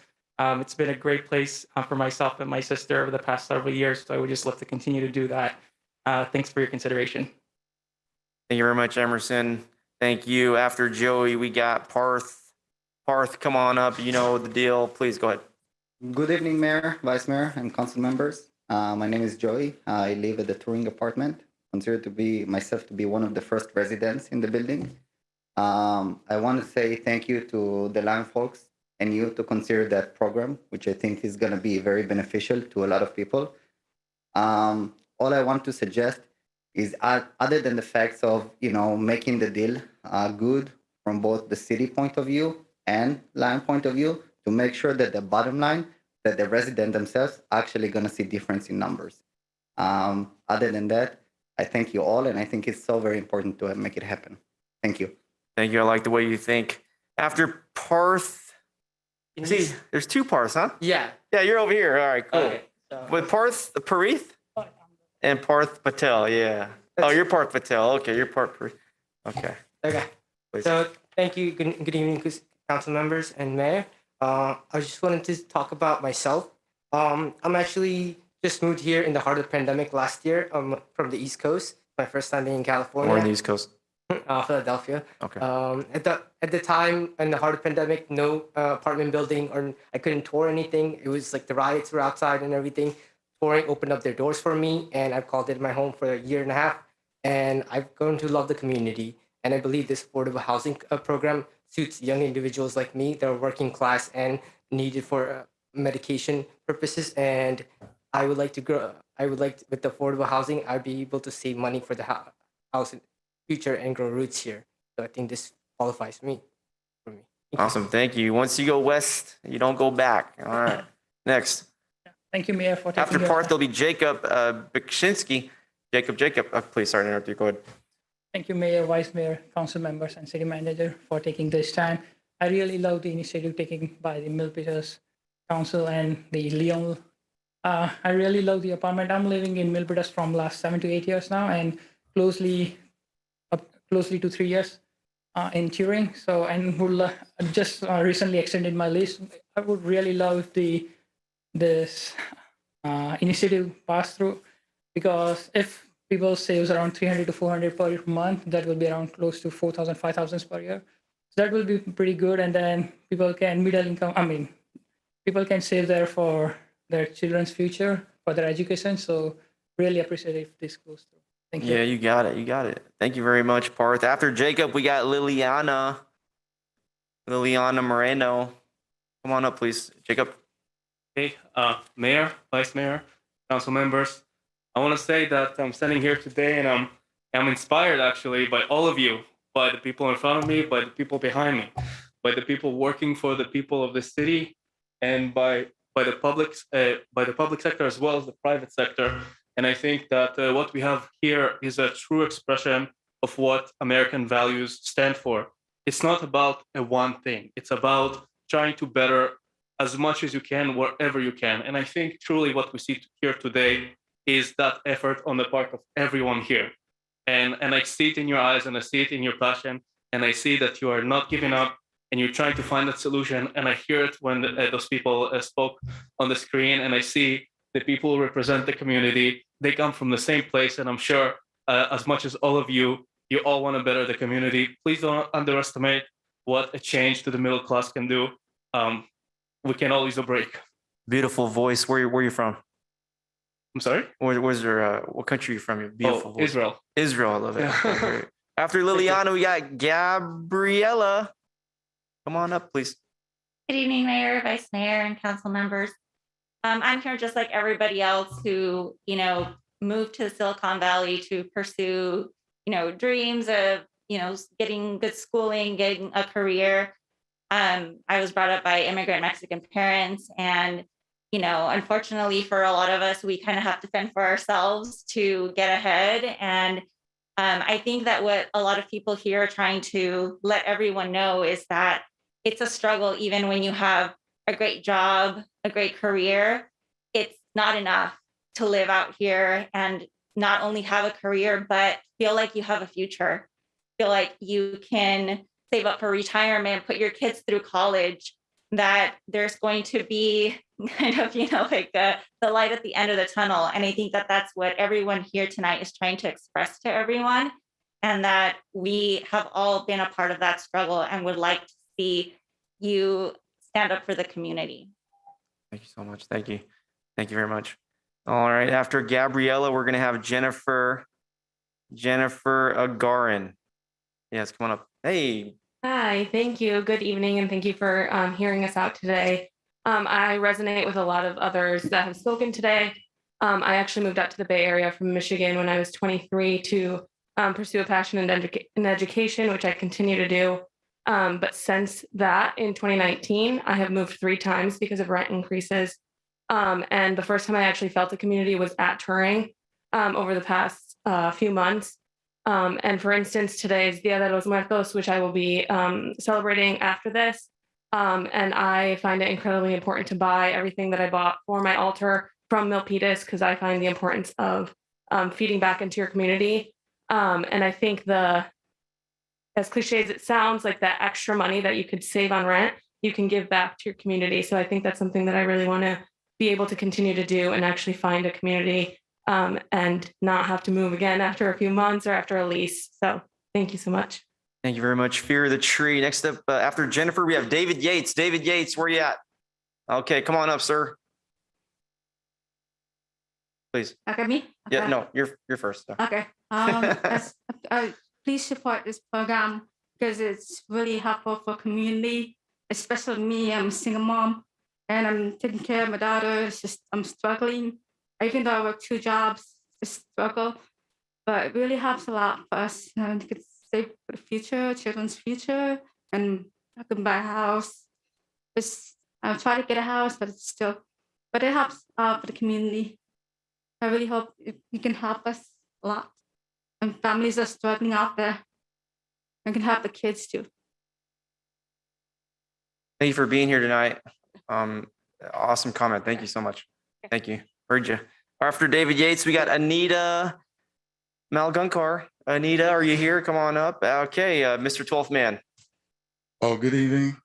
I just want to say thank you for all of your time and effort that you're putting on this project. We really appreciate it. Ashwini, also want to thank her for spending the time to put that proposal together and break everything down for us. And also just want to let you know that the touring, the staff is great. We love it there and we like to stay there. All right, thank you. Right on. Thank you very much. All right. After Anita, we have Ankit Mahal. Please. Hi, good evening. I don't know about the numbers. I just know how this would affect my household personally. So my husband, we just moved here from San Diego. We looked everywhere, Santa Clara, everywhere, and touring just fit what we want for our child. And even though he has a good job, we're still living paycheck to paycheck. And realistically, we wouldn't be able to buy a house. And it would really help us, that extra money to just spend here and spend there. And because of that, I'm thinking of getting pushed back to the workforce, which my son is really attached to me and I really don't want to do that. So thank you. Thank you very much. You chose the best city. Okay, great. Next up, after Ankit, we have Luvio Bustamante. All right, come on up. You're next here. Good evening, everyone. I'm Ankit. I'm a resident of the Turing Apartments. The housing costs are rising faster than the incomes. We all know that. And it's putting a greater financial stress on everybody. As the rents in Milpitas are increasing about 5 to 7% a year, in a year or two, we might have to move farther away from Milpitas to afford. And because we have to move away from the workplace, we'll be spending less time with our family. And also the rent reduction program will really help me and my family to stay near to my workplace and spend more time with them. So I request council members to please approve this program. Thank you very much. And after Mr. Bustamante here, we got Kayla Evans. Kayla Evans, come on up, please. I see your card here. Go ahead, Mr. Bustamante. Thank you. Thank you. Good evening, ladies and gentlemen. I appreciate your guys' time here today. Just to tell you a little bit about myself, I'm 29 years old and I have 3 beautiful children. I take my time during the weekends and during the week to devote my time and volunteer myself at Milpitas PAL. The reason I do so is I like to help children, and at the same time, I get a discount so my son can actually join the team. Talking about football? Huh? Football? Soccer. Oh, soccer. Okay. Soccer, yeah. Another So football, as soon yeah. as I found out that this opportunity was being presented to us as a community, I think it'd be really helpful for us. And it gives me an opportunity to put my daughters in other sports or anything that, that's beneficial to them. It allows me to save so I can buy my home and give them a bigger space as I promised them.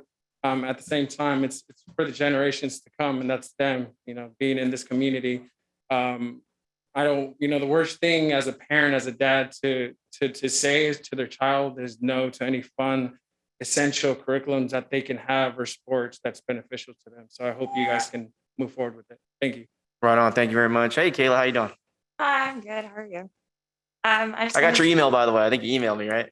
Oh yeah, you did get my email. Did you? Yeah, I think you did did. email me. Yeah. You work for Johnson Johnson, or is it? Yeah, I did. Okay. All right. Cool. Yeah. So yeah, I just wanted to say like thank y'all for your time and consideration of this project. I mainly want to speak in favor of this program due to like the benefits to the families that who are often forgotten being in the middle class. Like sure, this program could benefit me, like being a freshly graduated college student, thousands of dollars in student loans owed.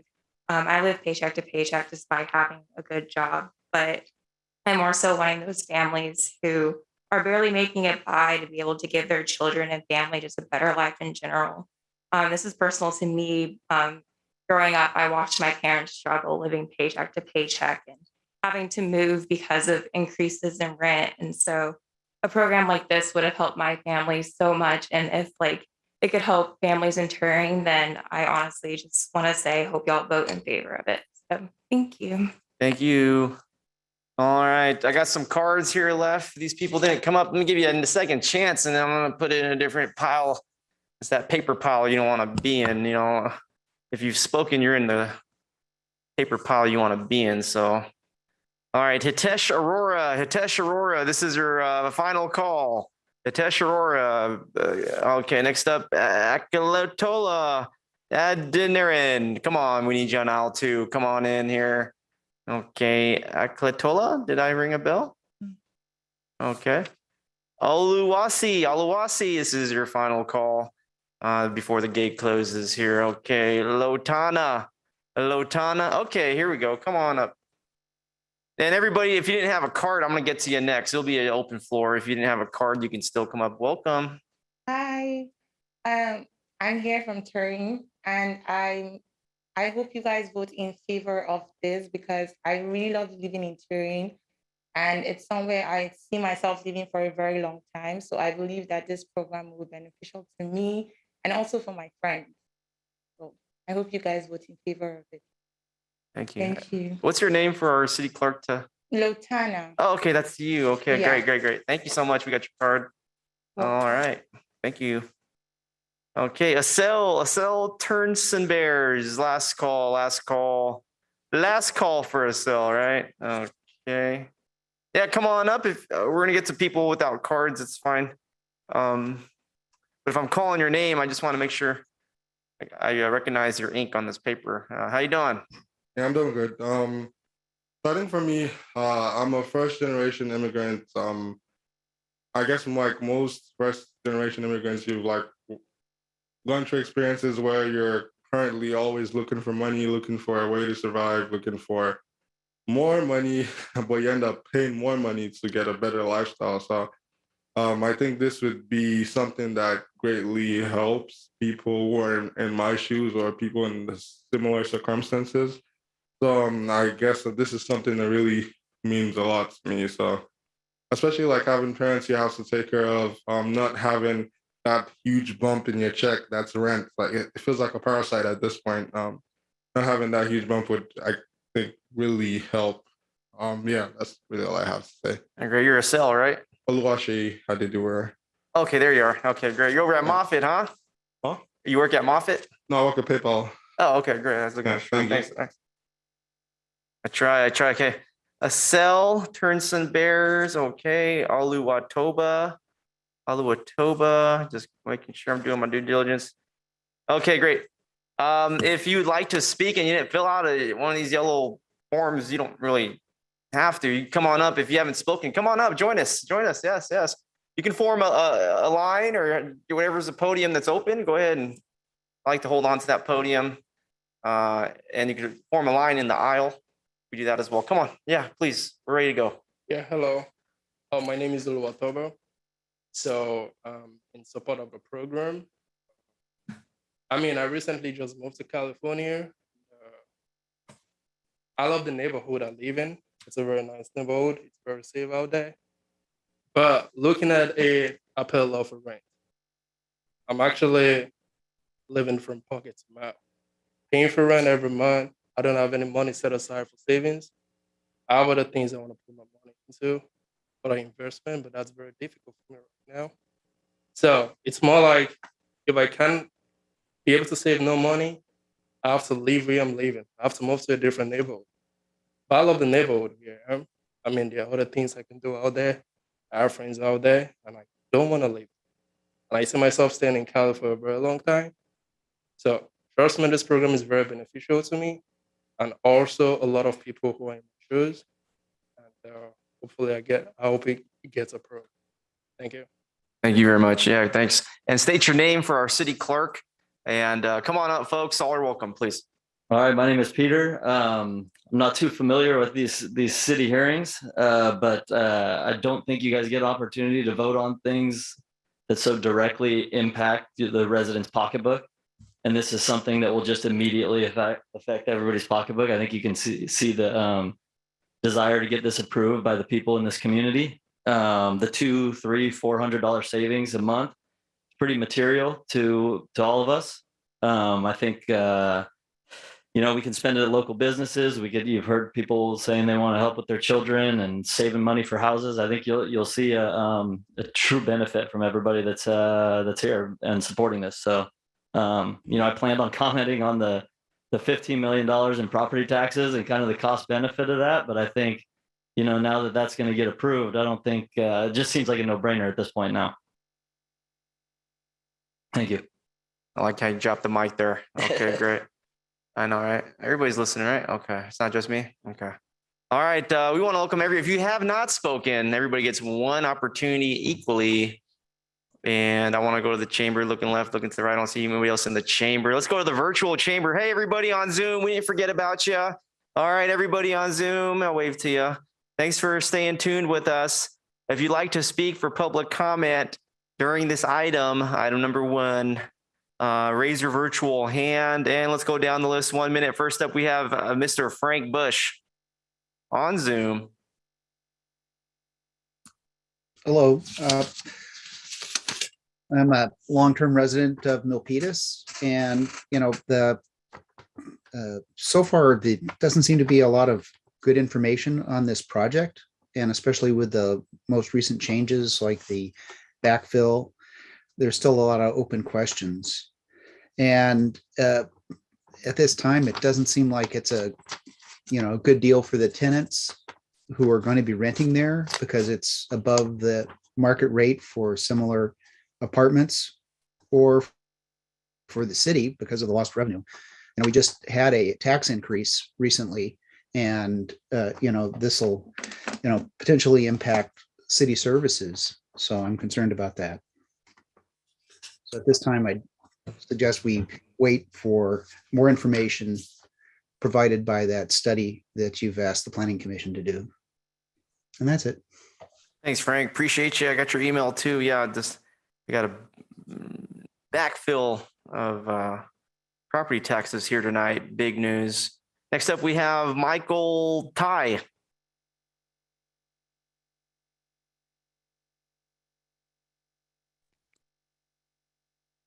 Hello, is my audio coming through? Yep.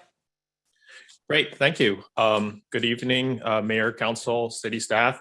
My name is Michael Ty, member of the Milpitas School Board, speaking tonight just personally. I've been following this proposal from afar, and while there are pros and cons, I believe the pros generally outweigh the cons. This pandemic has really caused a lot of burden for people all over, including in Milpitas, and the cost of rent just keeps going up in Silicon Valley.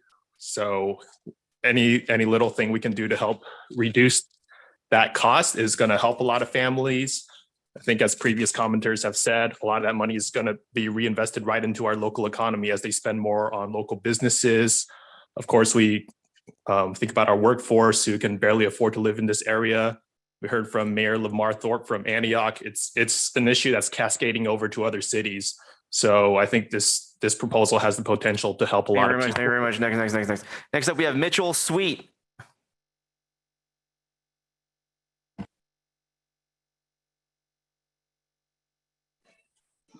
Can you hear me? Welcome. Awesome. Hi, how's it going? So yeah, thanks for letting us talk here. I'm Mitchell, resident of Turing. So something we all know is the lack of affordable housing is one of the largest current problems in the Bay Area. I just recently moved here from the East Coast for work, and as a recent college grad, having a high rent is definitely a challenge at my stage of life. I have friends that either recently left here or refused to come here because of this issue. Something needs to be done about this, and this conversion program is an amazing step to affordable housing in the Bay Area. And also, wouldn't it be like awesome if Milpitas was the city that's actually taking the steps and solving this problem?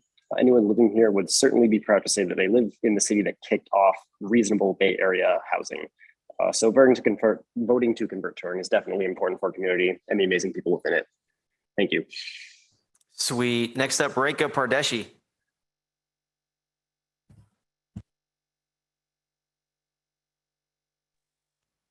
Can you hear me? Yes, we can. How you doing? Okay, great. Good, very well. you, Thank you, yeah. Mayor. Thank you, Mayor and City Council members. At the surface, this project sounds like a great project. However, a lot more information is needed. We do need to support working families in our cities. People who make moderate income usually will pay moderate rents and usually rent moderate housing. At this point, as per the presentation, Turning does not offer a moderate rent to these residents. I believe they've offered some kind of discount to people to come up and speak over here tonight. The subsidized rent should be considered. Hence, we need to find properties that will work better for similar projects. My suggestion is, or my opinion is, let us keep working with other projects that have approached the city to find the best fit for our working population. I believe my time is up, so thank you. Thank you very much, and we'll be following up. I think the council still has a discussion tonight, so I think there will be some developments. Stay with us. All right, next up we have Waleed Siddiqui. Hi, can you hear us? Welcome. Us, okay, Hi. all right. So Okay. this is Waleed's wife, Samara. We're both residents here at Turing. So as a nurse and a frontline worker who's been working still during the times of COVID, affording rent in Milpitas has really been a true struggle. My husband just recently moved here from Florida and is unable to work right now. So as the sole provider of my household, this program would be a blessing because it would make simple things like affording gas and grocery less stressful. Working 16-hour shifts and burning out to afford rent is very difficult. I also fear that, God forbid, due to the nature of my career, if I fall sick, how will I still be able to live here and afford rent? So I really hope this rent reduction is something that happens. So we, like many others, are able to stay in our homes. Thank you. You're welcome. Heard you loud and clear. Next up, Daniel Ayala. Hi, yes. Can you guys hear me? Yes. Hi. Thank you for having me today. I'm a Turing resident, and I moved here during the pandemic. I moved here because I wanted to pursue my career in athletics and go to college over here. I moved here with my fiance, and I don't know. As a student athlete, I feel like it's very hard to work and balance everything out. So I'm living paycheck to paycheck with my girlfriend. And I just feel like this program would not only benefit me, but other people in my situation as well. Thank you. Where do you play? What school do you go to? I go to De Anza College in Cupertino. Okay, go Dons. You're welcome. All right, next up we have Tim Bobian.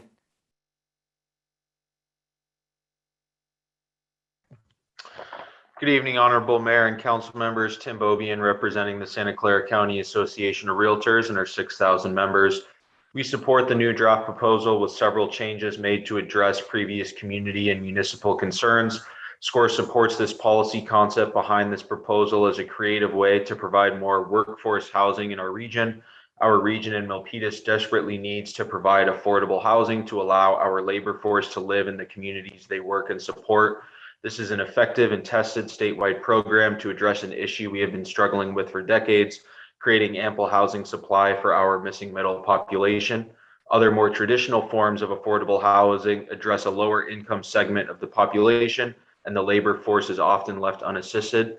This program operates at minimal cost to the city without creating any displacements to residents, allowing staff resources and time to be diverted to other housing efforts and allowing the city to end up with an asset at the life of the bond. SCORE urges the council to approve this proposal to support the Milpitas workforce. Thank you. Thank you. Thank you very much. Next up, Rishab Jain. Hello, can you hear me? Hello, hello. Can you hear me? Yes, yes. Okay, yeah. Hi, good evening, everyone. So thank you, Mayor and other council members for taking time for this program. And I definitely request everybody to vote in favor of it and approve it. Like all the points like have been made by a lot of people. So I just wanted to make one point here that we shouldn't see this revenue decrease from the city, but we should see that what we are investing this revenue in, we are investing this in the people of the city, which is actually the most important thing, as I feel. And also this money like will eventually get back to the city because through the taxes, and at the same time it will help people and other citizens. So thank you very much. Yeah. Thank you very much. Next up we have Matthew Roberto. You're on there, Matthew.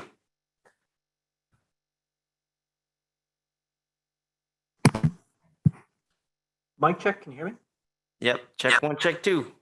All right, thanks a lot. I know my time here is short, and a lot of people have already spoken on this draft proposal in favor of it. I don't need to sit here and reiterate all their comments, other than I strongly urge the city to move forward on approving this new proposal. The drive for low affordable housing in this area is really paramount to the city's continued maintenance or containing people within what is already a very high cost area. I know, having lived here for about 4 years now, I'm strongly considering moving out of the area. If this new proposal goes through, I would have to really reconsider my relocation options. That's all I have to say. Thanks a lot. You're welcome. Decisions. Okay, next up we have Srihari Madur.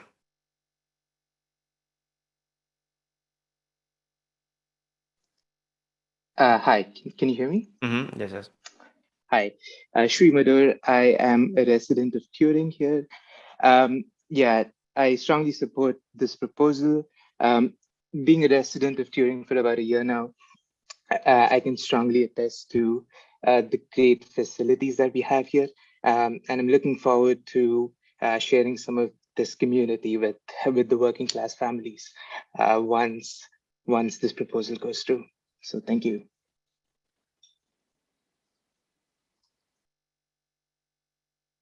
Thank you. All right. And next up we have Mr. John Dahl. Welcome, John. Thanks for being with us. I just unmuted. Okay. Well, thank you. I ask you to consider the reasons given by the cities of San Jose and Santa Clara in the KMA study as to why they chose not to participate in similar projects.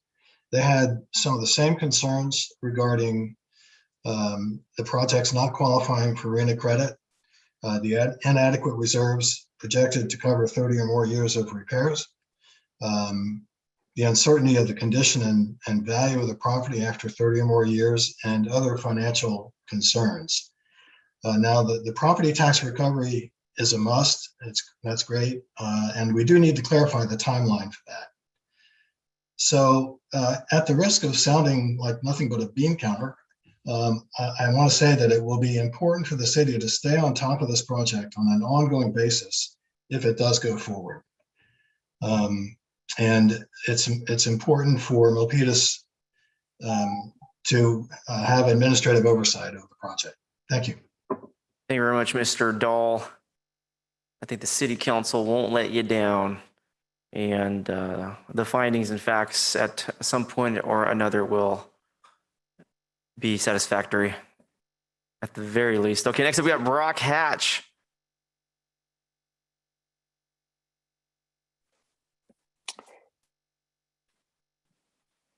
Hello, Council. Yes. Thank you for your time. I just wanted to add my voice to support of this proposal. I'm a small business owner with several employees there in Milpitas, and can just attest to the importance of proposals like this to provide a way for that workforce to just add to their daily ability to survive and live. I've had 3 different employees now had to relocate out of the area, and these are like family members to me. And these types of ideas are creative and fills an immediate need for folks to stay in the great city of Milpitas and contribute to the local economy there and live the kind of life that they want to live near their family and friends. So I just want to add my voice to support this measure. Thank you.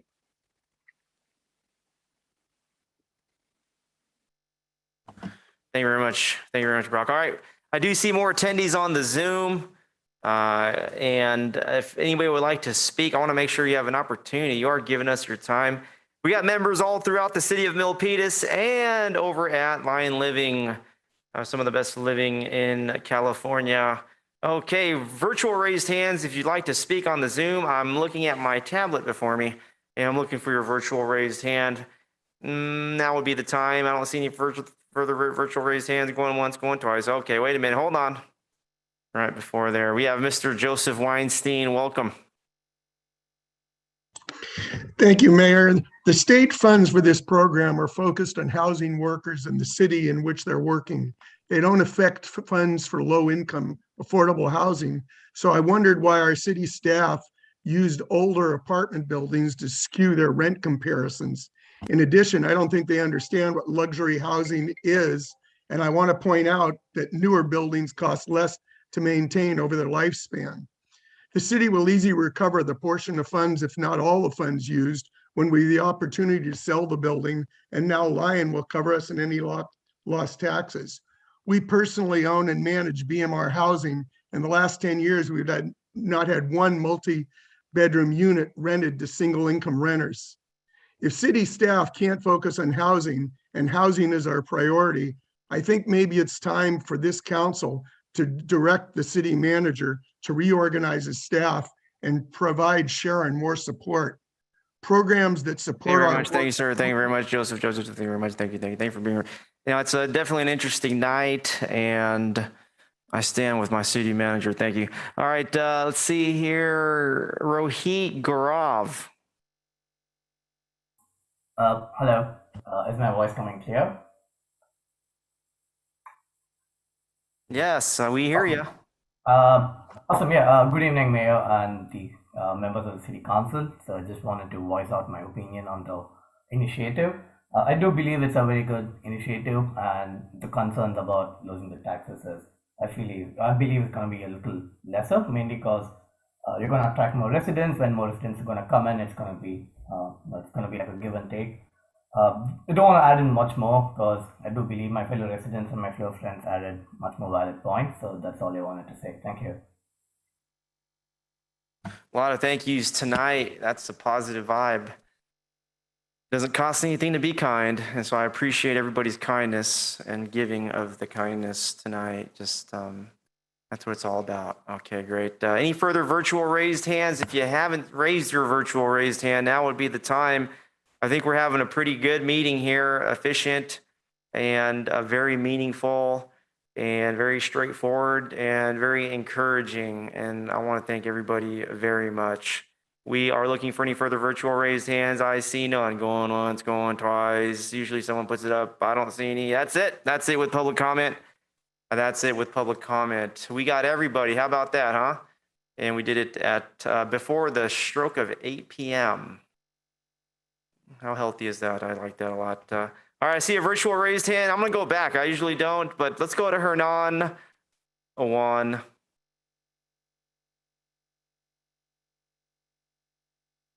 And we'll wait for your microphone here. Just staff will unmute it. I know we closed out public comment, but you know what? Let's go back. Let's give everybody a chance. Yes. Hernan Juan. Oh, hello.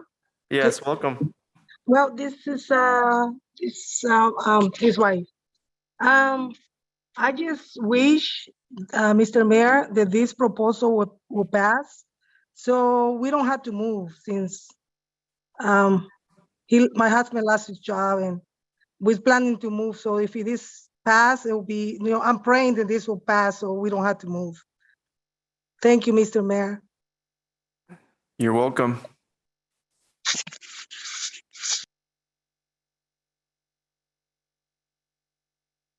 Okay, got a little bit of prayer tonight. Okay, that's it with public comment. Okay, I'm gonna wrap it up right there. Okay, all right, let's bring the council discussion here. Thanks for being with us. You're watching us right now. We're looking at you. And we usually do the presentation. That's number one. We did that. And then number two, we had folks that are part of the item speak. We did that, right? And then we did public comment. That's kind of a third thing we do. We did that. Everybody got to speak. And so one of the last things we'll do now is discuss as a city council what we're looking to do. The decision is based on the whole council. There's 5 of us. We'll do a vote. If it's your first council meeting, maybe it's not, probably not.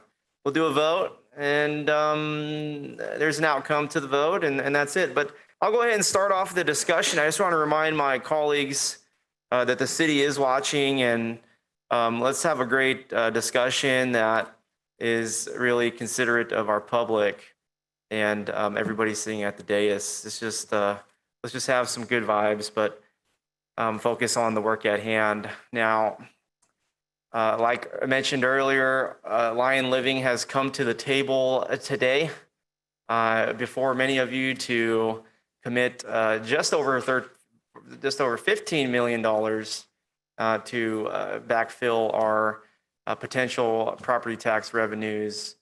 And I think for me with this item, I've had a couple opinions, and just really looking forward the last couple weeks to being here tonight. It's really hard to support this program if the dollars don't make sense, and Lion Living committed to making those dollars make sense tonight. I'm always looking to make the best deals for Milpitas with my vote, and I've seen a lot of bad deals, here in this room. And tonight, this is a great deal in terms of mitigating the potential loss in property tax revenue, which can't be stated enough. But also really getting into the finer details of the CSCDA, also the financing, the property management, which staff has worked on really much more than I hoped they would. But I want to give kudos to our city staff and our city manager, an assistant city manager, Ashwini. I know you hear me. Okay, great. Now, there's still some details to be done, and I'm not the only one that's going to talk tonight. We're going to have every person here talk, but there's still a lot of details to be done. We have to do this objectively. We have to be pragmatic, and we have to use a lot of common sense. I don't think this program is going to get approved tonight, but I do think there's going to be a step forward so that there's a possibility that the program will get approved in the future. And another thing is we can't even approve it tonight because little did we know Lion Living would come forward with the $15 million commitment for you all. Talk about choosing the right apartment complex, huh? And so we can't even, I want to let everybody know here right now, this is it right here. We can't approve it tonight because there's been changes and it's not in this binder. And so we got to do things the right way. And so I don't want anybody to think that we're approving anything tonight because we're not. However, Lion Living, whom you've chose, fortunately for you, has made a new commitment. So I think we'll see what the city council decides. I am in support of this program with the property tax revenues being backfilled, along with some other things I want to talk about right now. So the affordability, I think a lot of people maybe got some table charts at your apartment. You probably saw some affordability, but I think it's 40, 20, 40 on the 3 tiers. I think that's a really great starting point. Maybe I'll accept it, but I do want to ask if the group here, the team here, can look at maybe 100% into the low tier and see what that looks like for those renters. If we can go 100% low income, but I just want to take a look at it as an option. I'm not asking for it. Financial assumptions here, these are the key areas. I think we talked about, was it 3 or 4% of maximum rent increase annually? I want to see if that is in print, if this program is going to happen. It's a sort of a rent control. It kind of sounds like, I haven't said that word in a while, but if there's going to be some control on the rent, I think, was it 3 or 4? I just want to see that improvement in writing. That's not too bad, huh? The level of capital investment, I want to thank Line Living for stepping up to the plate with that. That was not the initial proposal, but again, Line Living going above and beyond for, which is the least I can say, but I want to make sure the capital investment remains where it is the last time we had a discussion. I know by committing a lot of that money towards the property tax backfill, I hope it doesn't shift things while we've been in the air. And so we'll take a look at that. And then I think it's important for a lot of my colleagues, the transparency and oversight. I think we just want to have a lot of the discussion on ensuring our city's doing well. But I will go now to my colleagues. Once again, I'm in support of this program. I like to see it go forward so that we can really meet about it more as city staff and discuss.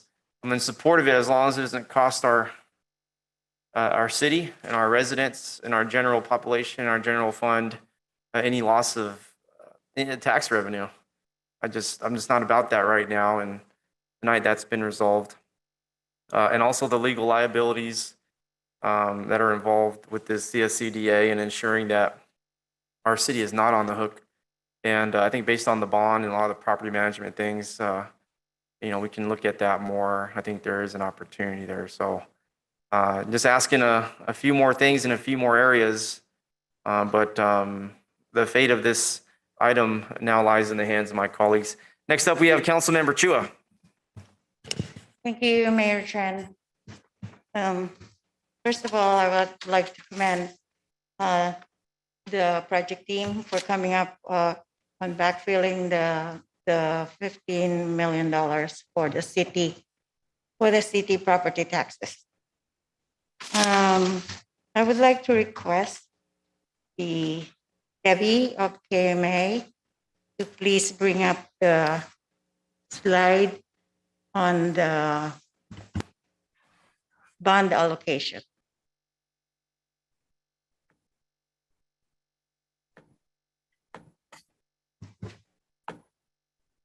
Hi, Debbie. Thank you for being here this evening.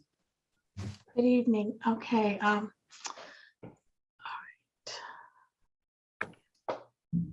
You had asked about the distribution of bond proceeds. Yeah, I'm looking at the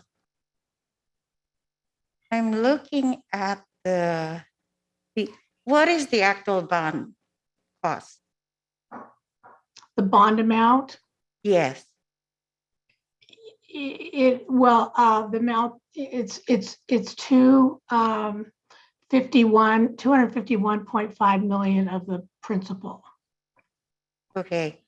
And then the uses of the funds is underneath this line below the blue highlighted one. Yes. Can you go over that a little bit, please? I know there are some changes, like on the capital expense fund, that got changed. Am I correct? Yes, they increased that. This is out of what's being funded out of the bond proceeds. And then an additional amount is this original issuance premium of 18 million. So the total amount is 269.7 million. And so the capital fund went up from 3.06 million that they were funding out of bonds to 5.8 million. So that's a 90% increase. And that's to be applied towards capital improvements that are needed by the project. In addition to the capital account, there will also be reserves that are set aside out of cash flow for the capital expense fund that is not shown here because this is just the distribution for the bonds.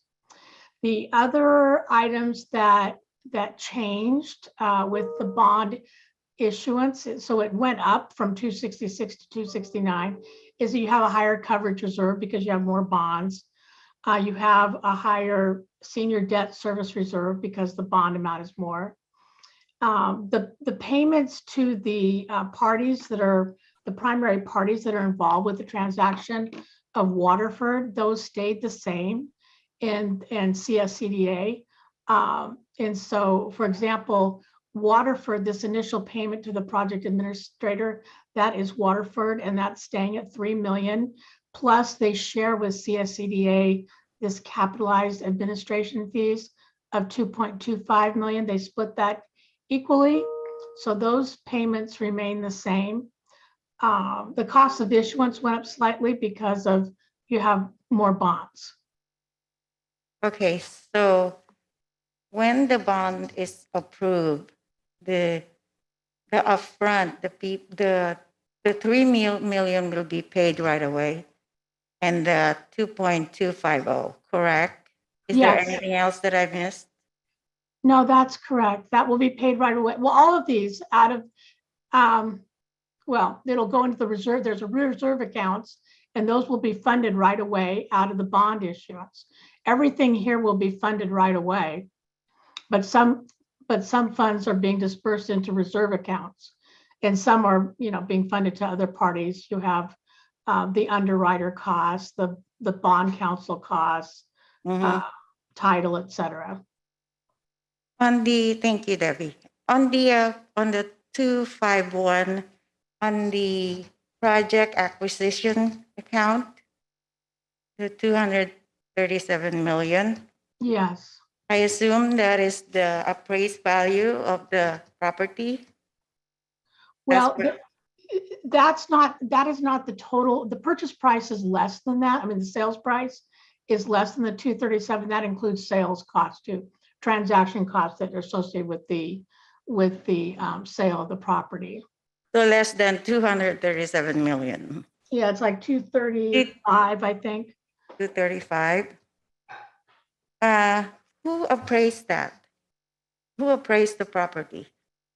I don't have the name of the company right in front of me. Okay. Somebody from the project team could answer that. This is Sean Rawson.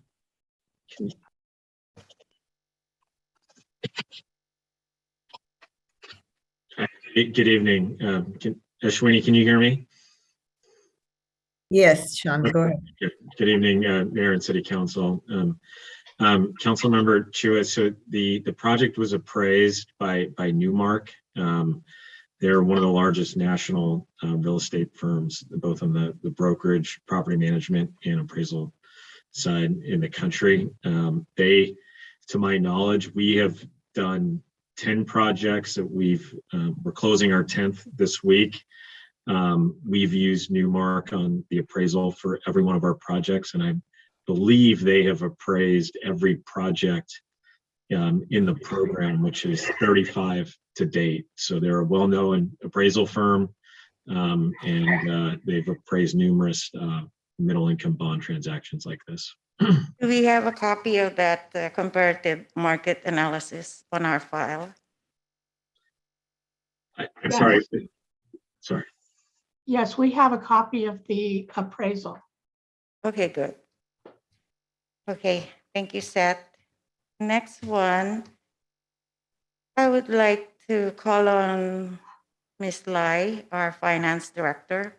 I would like to see the breakdown of the revenue of the city based on property taxes. Not just the city, but the breakdown of based on our budget, revenue from property taxes.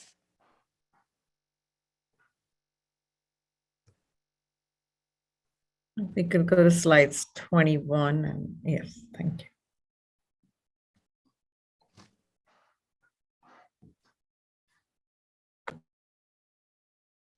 Go ahead, Laura, Ms. Lai. Great, thank you.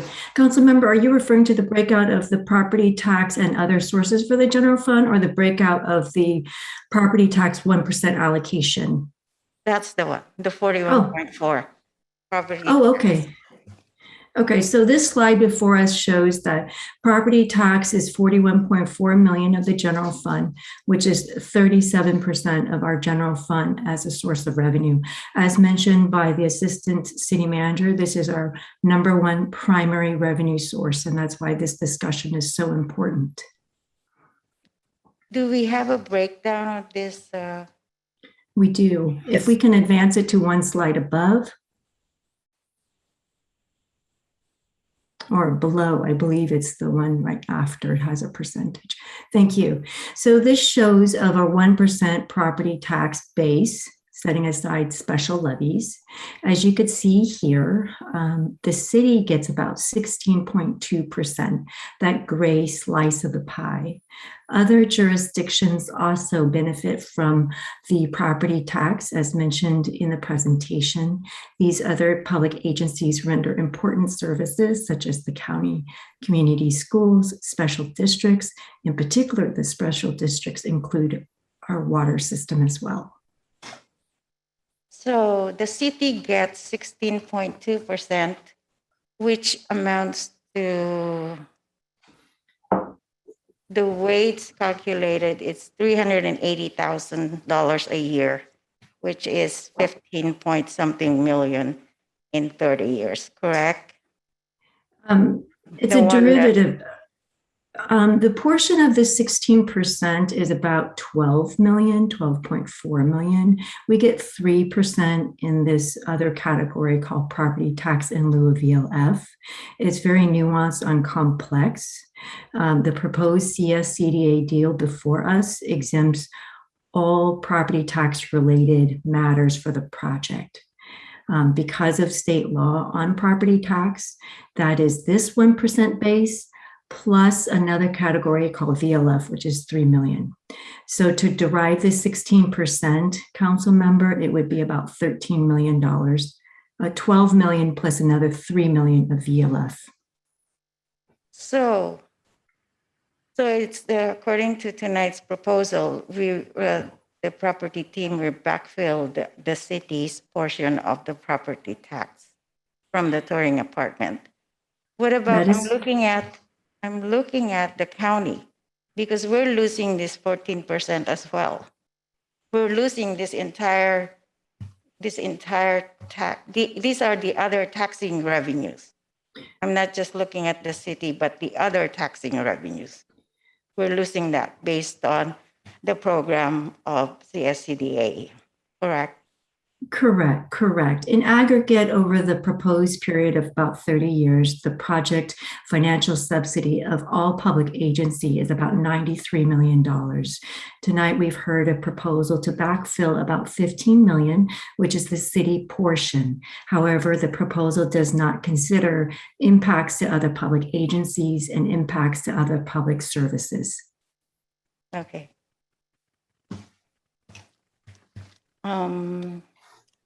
Let me look. Thank you, Ms. Lai. Sure. Let me call on Sharon.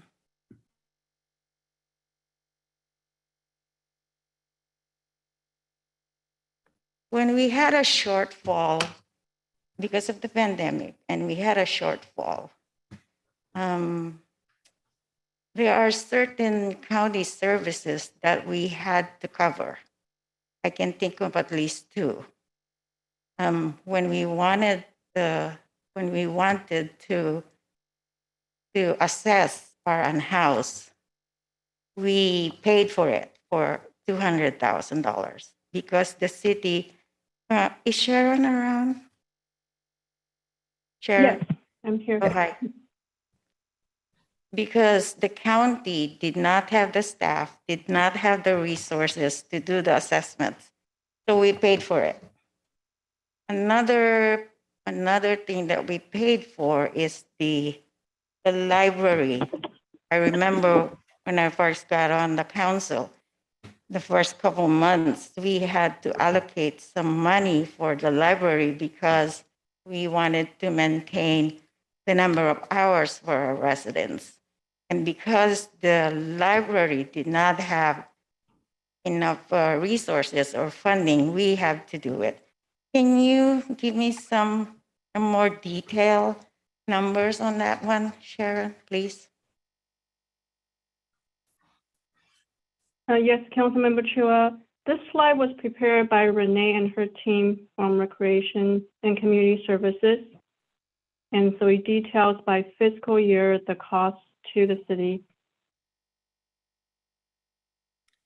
So Councilmember Chua, I'll just step in on this one. I'm not sure. Okay. Yeah, but as you can see, we were basically, the city was funding an additional 17 hours per week to keep a total weekly open hour schedule of 71 hours for the library. So the rest of it was funded by the county, but the city was supplementing that funding, and it's varied from year to year. So in 17-18, it was little under 500,000. In 18-19, it was a little over 500,000. And then in 19-20, it was also due to COVID, but the county had some other funding. So we contributed less. And then 2021, really, they only had virtual services. So we didn't contribute anything. Now we're back to about 340,000 of funding based on actual open hours. In essence, the county is subsidizing our library. Is that correct assumption?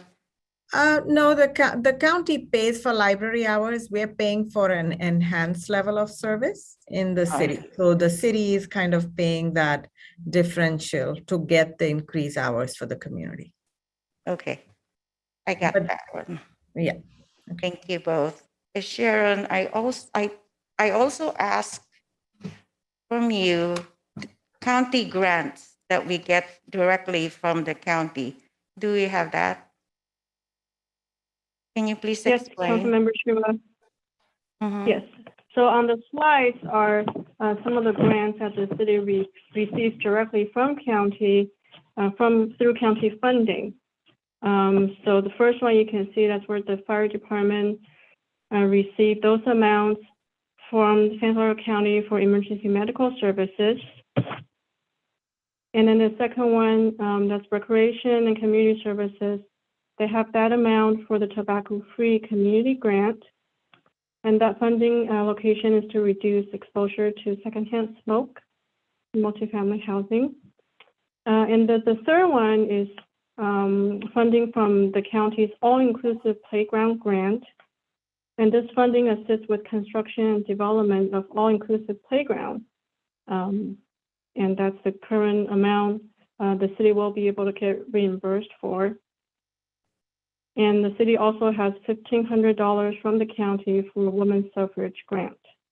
This encourages registration for voting.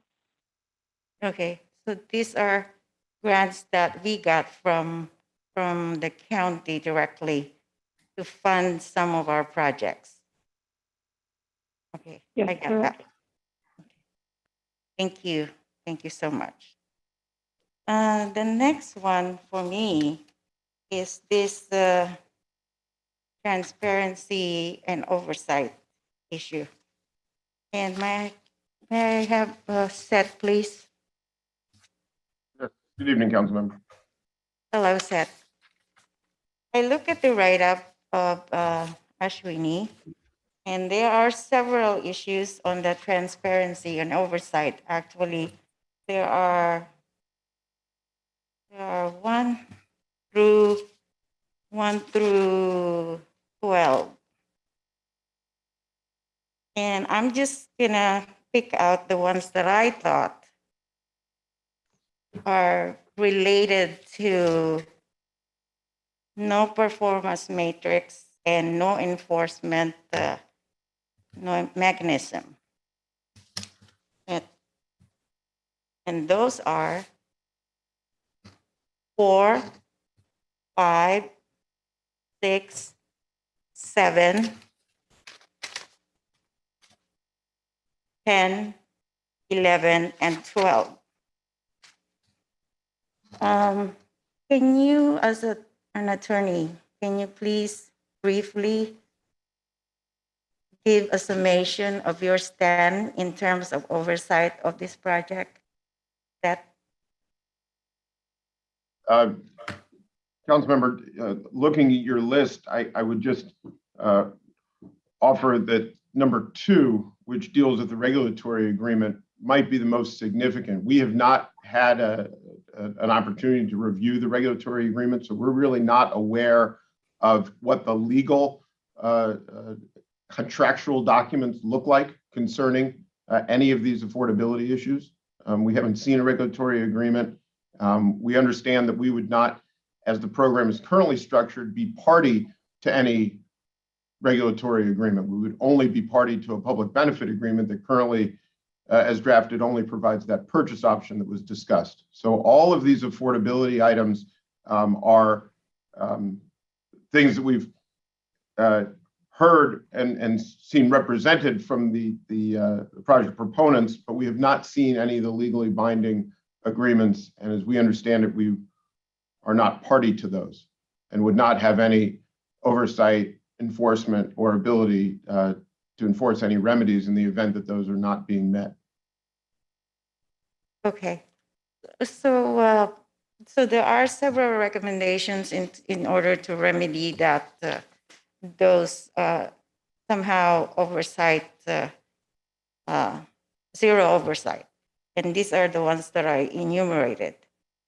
And I think, like you said, number 1 is number 2 is number 1 in terms of what we need to do. On top of that, I think before that is the staffing issue, because that will cost the city money. And I would just like to make sure that my colleagues remember to part of the recommendations are 1 through 3 on the last page. And number 1 is authorization of funding for additional staff, attorney, and consultant resources. These need to be included, and these need to be added tonight to make sure all of these R1, R2, and R3, because we cannot afford to pay for this. And I think because this is a request from the project team, we need to have them pay the fees for all these services, for these requirements. And also there's an issue on the project team is willing to give $50,000, but I think it's more than that for the support, what we call monitoring cost support.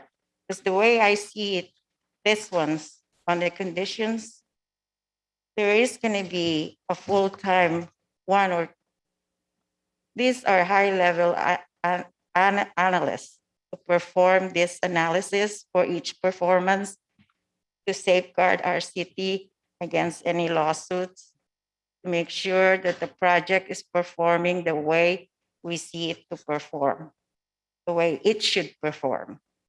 So I think that's all for now, and thank you all. Mayor, thank you. Thank you very much, Council Member. Very deliberate discussion per usual. I really appreciate your recommendations, and I stand with them, particularly that last one on city staff and the need. Excellent work. Okay, great. Let's go. The discussion continues. Do a little time check, about 8:30 right now. So we do have members of the public here. Any expeditious or efficient manner in which we can conclude this meeting at some point that will be beneficial to our public. Next up, we have Councilmember Dominguez. Thank you very much, Mayor. As I was listening to Councilmember Chua speak, could you guys go back? I know she emphasized on the slide with the library and library hours.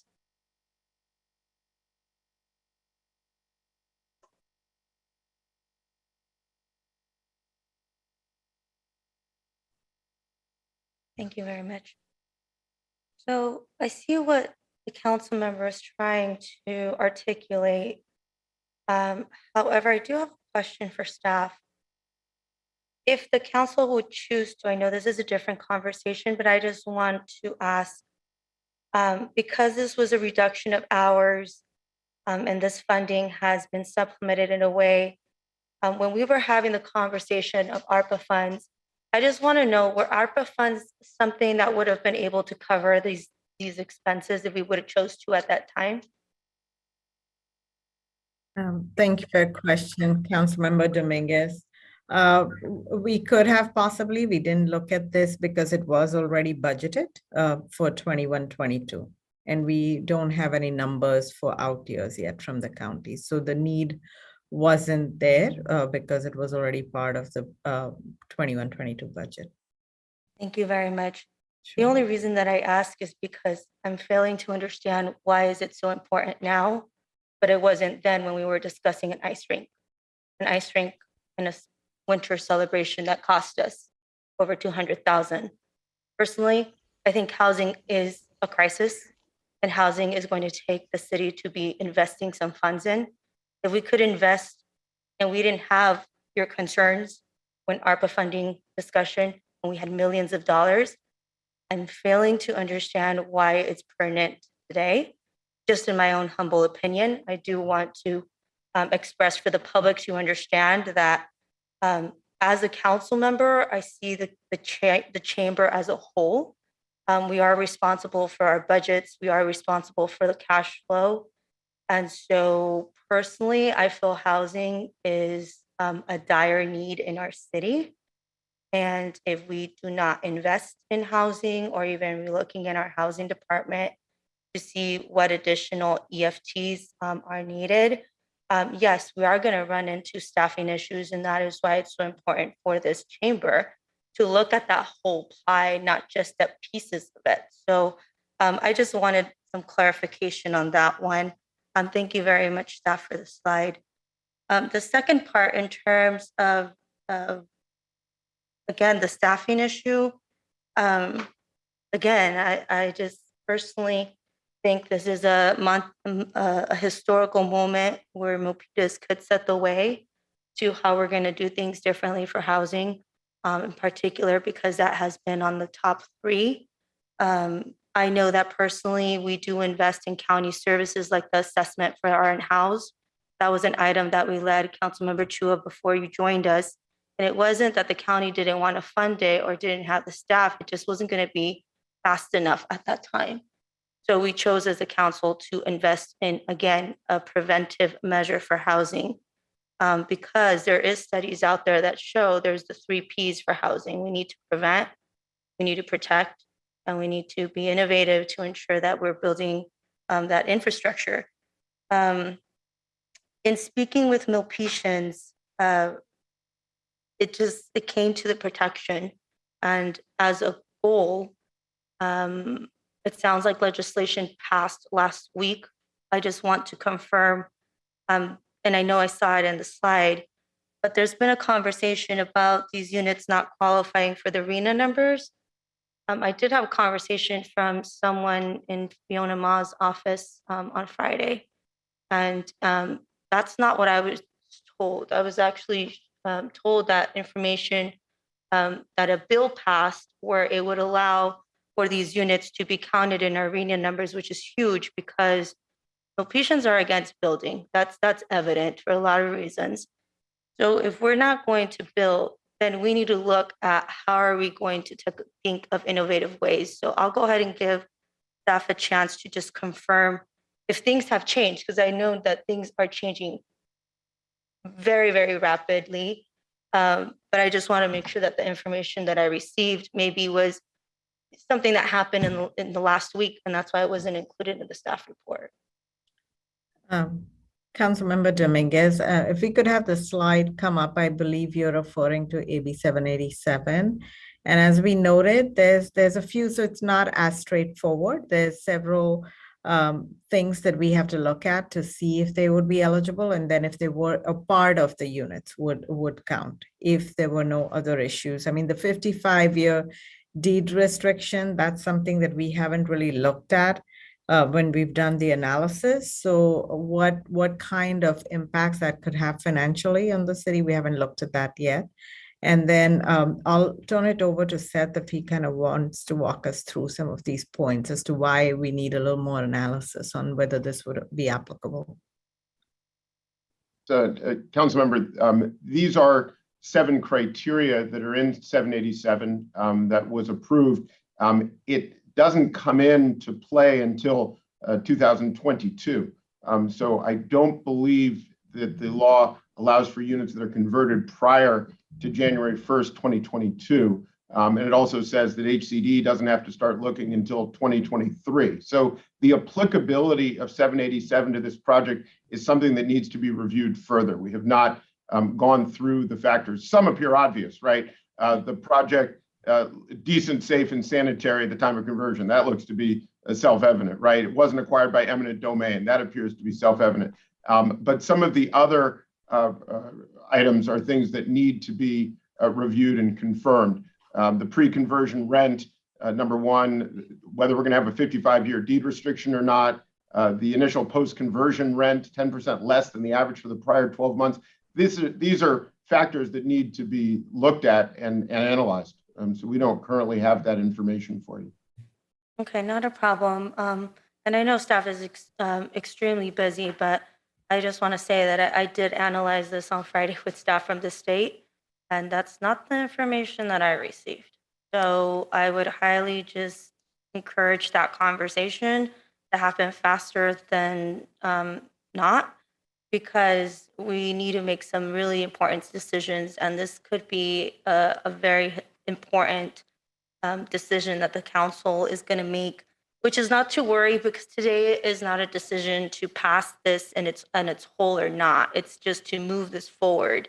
But it is something that I would want to see back on November 16th, because I think that's really important. We need to really be mindful that there's other things going on, and that could impact even our potential.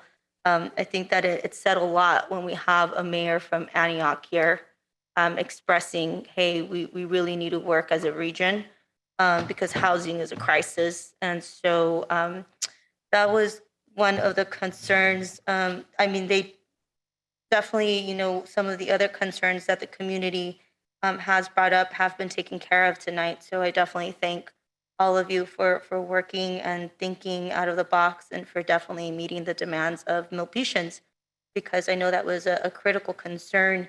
Again, I think that, everything in life, when we do it different, may be something risky.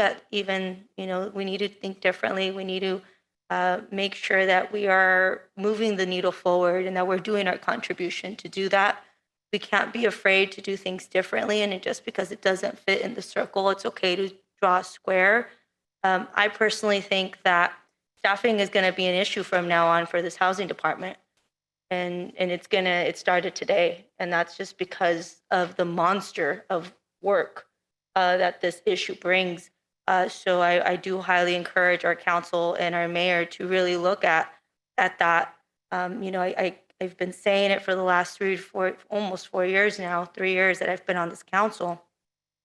Staff is going to get burned out. It's the same staff team that's doing all of this.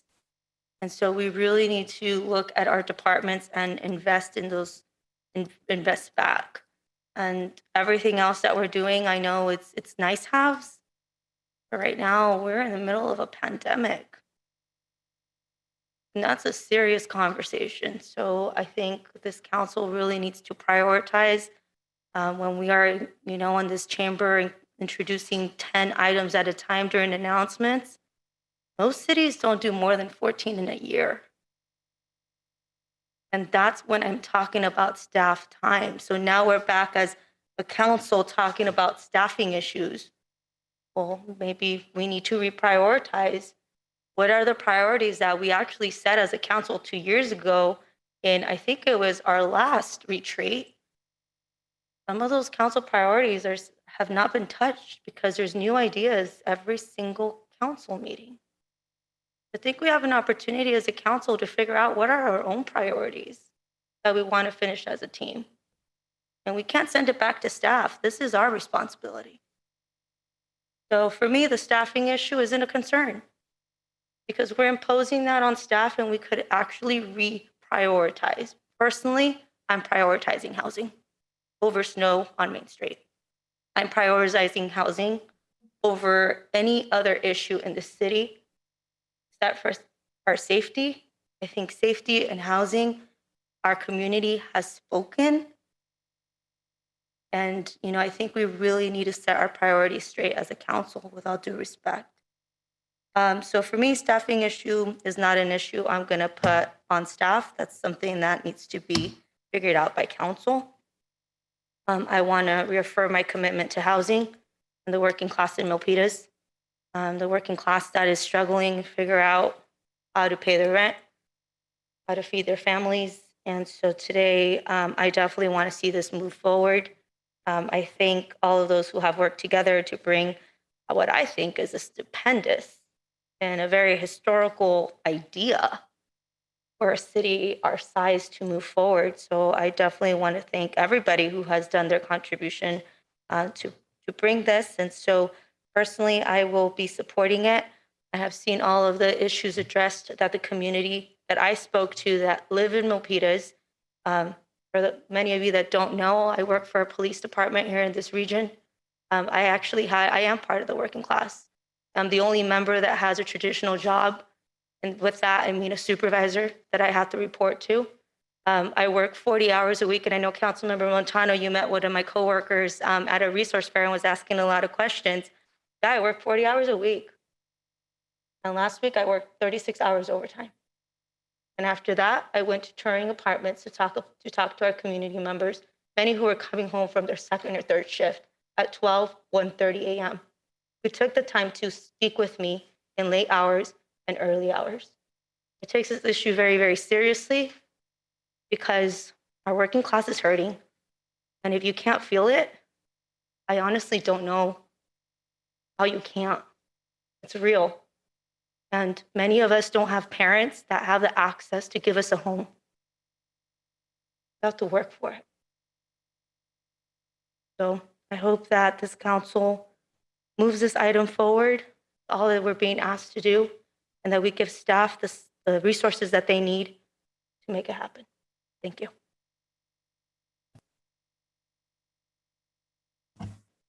Just want to do a time check here. It's 8:40, 8:41, and we do have members of the public here still with us. Just really want to focus on the agenda item. Next up, we have Councilmember Fan. I want to start off by saying thank you to the residents who came here tonight to speak again on this very important item. I know that it has been a challenge in being patient with the policy-making process, but I am deeply grateful for your attendance and your advocacy tonight and the other week. And I'm sure that you will continue to advocate for the causes that you care about. I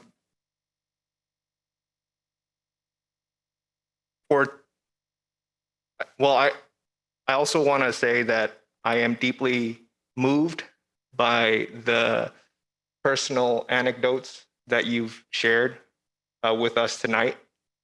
It reminds me of my own upbringing, and I'm sure that the council appreciates it as well. For too long, the missing middle has been overlooked, and for too long, the resources that should be invested towards creating housing opportunities have not been prioritized. It doesn't mean that they're not there, but they're not prioritized. And I reflect on some of the history of the policies that affect us as a city and as a community. And I look back to when the redevelopment agency was dissolved, and the county had a large role in that and took away a lot of the resources, the tools that municipalities like us can use to create more affordable housing. So the county has plenty of funds. They have plenty of resources, so much so that they can afford to give their own workers raises. We can't afford to do that here. But the point I'm making is, in terms of the allocation of resources, we really got to be looking at this from an equitable lens. And so, you know, I don't think the issue of county funding and the county resources is necessarily relevant to the proposal at hand. I do very much appreciate the city's relationship with the applicant, who has been here for a little over a decade. And this isn't the only project that they've been involved with the city. I do want to note that the proceeds, the revenue that will be generated from this program, it's going to be reinvested in Milpitas again, because the applicant is a partner that is here to stay. They still have the Fields project, and the funds that are generated are going to be reinvested into that. About $30 million in development fees are going to be going to the city. So in terms of, you know, the resources for our staffing, you know, it goes back to that. And I don't think that's going to be an issue. But I do want to thank the staff for their hard work on this. It has been a challenge these past few months. This goes back to all the way back in May. And we're here now. We've made a lot of progress. It hasn't been easy, but we're here today because of the collaboration of everyone, of staff, of the applicant, of my colleagues. I'm so thankful for my colleagues for getting us to this point. You know, I know it hasn't been easy, and I know that, you know, you have reservations, you have concerns, and you're doing your due diligence. But, you know, as you raise these concerns, it comes back, right? The developer listens and has tried to meet us in the middle and, you know, work with us where they can. And to that end, that $15 million in property taxes that they have committed to filling for us, that's a big deal. And that is thanks to, you know, the concerns that you've raised, and for your continued commitment towards working families. And at the end of the day, you know, I know sometimes projects can get hectic. Public hearings can get hectic, and tensions can flare up. But when you continue to have the meetings and they continue to progress, that's a good sign, because otherwise, you know, the applicant would just throw their hands up and leave. You know, if they didn't care about maintaining this relationship and making this work, and working with all of our needs. So, you know, that's a really positive step, and I want to commend the applicant for their willingness to work with us. And I really do hope that we move forward on this. I don't know if we can do a tentative approval, Seth, or,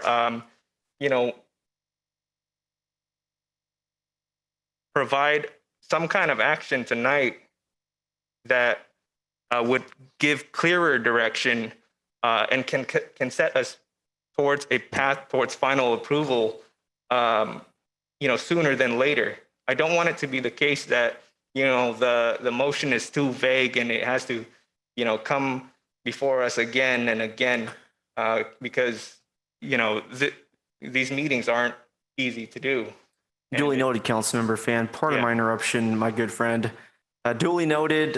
We will make that strong direction for you at the proper time, which is soon. We want to make sure we have one more member that we will need to listen to and receive their comments, and then we can come together as a group. But I do hear what you're saying, and I want to let you continue, Councilmember Fan. I don't want to interrupt you. Okay, cool. All right, sorry, really sorry. Okay, next up, we have the Vice Mayor of Milpitas, Carmen Montano. Thank you, mayors, and thank you for all the audience for attending here and being here, taking your time to find out all the issues. So I'd like to start off by, this was, when this first came to us, it was, we didn't really know much about bonds, and it is very complex. So we had to do our due diligence and really do the research and look at all the facts and what Turing and Lion Company, what they were proposing. Luckily, I took macro and microeconomics at the University of San Jose State, so I have a little bit of background knowledge. So I'll ask a couple of questions here. So for the bond, I don't know who to ask, I guess staff. So who pays the principal when the bond is due in 34 years? Someone can answer that. It's great for the public's information. Yes. Maybe Debbie or Ash Weenie, one of the two. I can. Oh, go Yeah, ahead. go ahead. Okay, I can go ahead, Vice Mayor. Thank you for the question. So as we noted right now, based on the pro forma, it looks like it's going to be 34 years, at which time the bond will be paid off. The city has the option to kind of, purchase the building or sell it. And at that point, the bond payment it'll be a balloon payment, and that'll have to be made. And then the remaining, the city gets to keep. And I see Sean's on, so he may, because it is their deal, he may want to chime in and. Yeah, would you please, Sean? Yeah. No, thank you, Ashwini, and thank you, Councilmember Montano. So to Ashwini's point, the bond will be paid off in year 34. So to be clear, the bond will be paid off through the cash flow from the community. I do want to make one quick point. There's no balloon payment after the bond is paid off. So essentially, the way the agreement works, there's a public benefit agreement, and the city has the right to either at that point take title to the property, and you could bring in a nonprofit partner and refinance out equity, or you can sell it and take all of the proceeds. So I did want to make that delineation and point. I'll stay on for further questions. Okay, thank you for that. And if we decide to sell it prematurely, I know we will be penalized. So how much would that penalty be? There's no penalty, but there isn't. Oh, okay. Yeah. So, but to be clear, because I want to be factual, the way the public benefit agreement works is that the city could not force a sale until year 15. So to be clear, there would be a defeasance penalty, no different than if the city were to issue its own bonds for, let's say, an infrastructure project or something like that, that they typically have a defeasance payment. Beginning in year 15, the city can force a sale, and the city would get the difference between the outstanding bond payment at that or principal at that time and the value of the property. So to put that in kind of more layman's terms, no different than if you were to sell a house, for $1 million and you have a $500,000 mortgage. Once you pay off the mortgage, you get to pocket the difference, which would be $500,000. So that's the same principle here, is that the city would get anything above and beyond the bond principal at the time of a sale. Well, that's good to know, because I was under the impression that we would be penalized for selling it early. Oh, that's good news. So knowing that the building itself has commercial real estate on the bottom, and I was told that if we decide to sell, it's only the top, it's only the apartments, it's the buildings, the apartment, but it's not the commercial real estate. That'll still belong to Lion or whoever owns it. So my question is, will it be harder to sell when you have a second party involved in that? No, and let me take it a step further. You know, the city of Milpitas has a great partner in Lion Communities. You know, they are committed to the fields and to the build out of that community, which is a premier master plan community in the state of California. It was important to Lion Communities to retain ownership of the retail because, as you all know, I mean, that is the lifeblood of that master plan. You've got a Trader Joe's, you've got unbelievable retail there. And so Lion and their expert team, you know, will continue to manage that and run that. And, you know, that's I think the benefit of this structure is we've got a great relationship with Lion. So we'll have a very cohesive coexistence with Lion and then with Waterford running the residential. Okay, great. Yeah, you and I will attest to that. You have been a great community partner for many, many years, even when I was previously in the city council, 2012. And you have been there for the city and working hand in hand to make our city a great city. And during that time was when we demanded, or we didn't expect anything less than Trader Joe's. And I'm glad that you waited and we got Trader Joe's in there. The other question, if we move forward with this, I noticed that the county special districts and the school district they will lose out on the property taxes. But I know that we're getting a pretty good deal. I mean, a 15 million if we move forward, but I'm just wondering if, and I know they do have when you see the pie chart, they do have a big chunk that they do get in property taxes. So I'm just wondering, is there going to be a move to compensate them, or is it, you know, like it's only the city? I'm happy to answer that if you would like. So the Milpitas Unified School District is a local control funding formula school district, and they will be backfilled by the state of California. So to be clear, there would be no loss of property tax revenue for the school district. I wanted to, if you don't mind, I wanted to touch on one point regarding the regulatory agreement, if you don't mind. No, go ahead. Okay. And I was very cognizant of Councilmember Chua's comments, and I appreciate the depth and the detail that she went into. She mentioned 2, 4, 5, 6, and 7 from the staff report, and I just wanted to touch on those key items as it relates to oversight real quick. So to be clear, we have no problem, and we are fully agreeable to have 100% transparency and oversight on this project. It's common practice for us to put into the regulatory agreement and the public benefit agreement 2 key items. We will provide annual audited financials. We could even do biannual financials. We're also agreeable to annual property condition assessments and to provide full transparency of the project. This is something that we have agreed to in every city that we have moved forward. And again, as I've mentioned, you know, we've had actually 13 approvals. We're closing our 10th this week. So this is common practice for us. We are fully prepared and able to sit down with Seth and the BBK team to go over these agreements.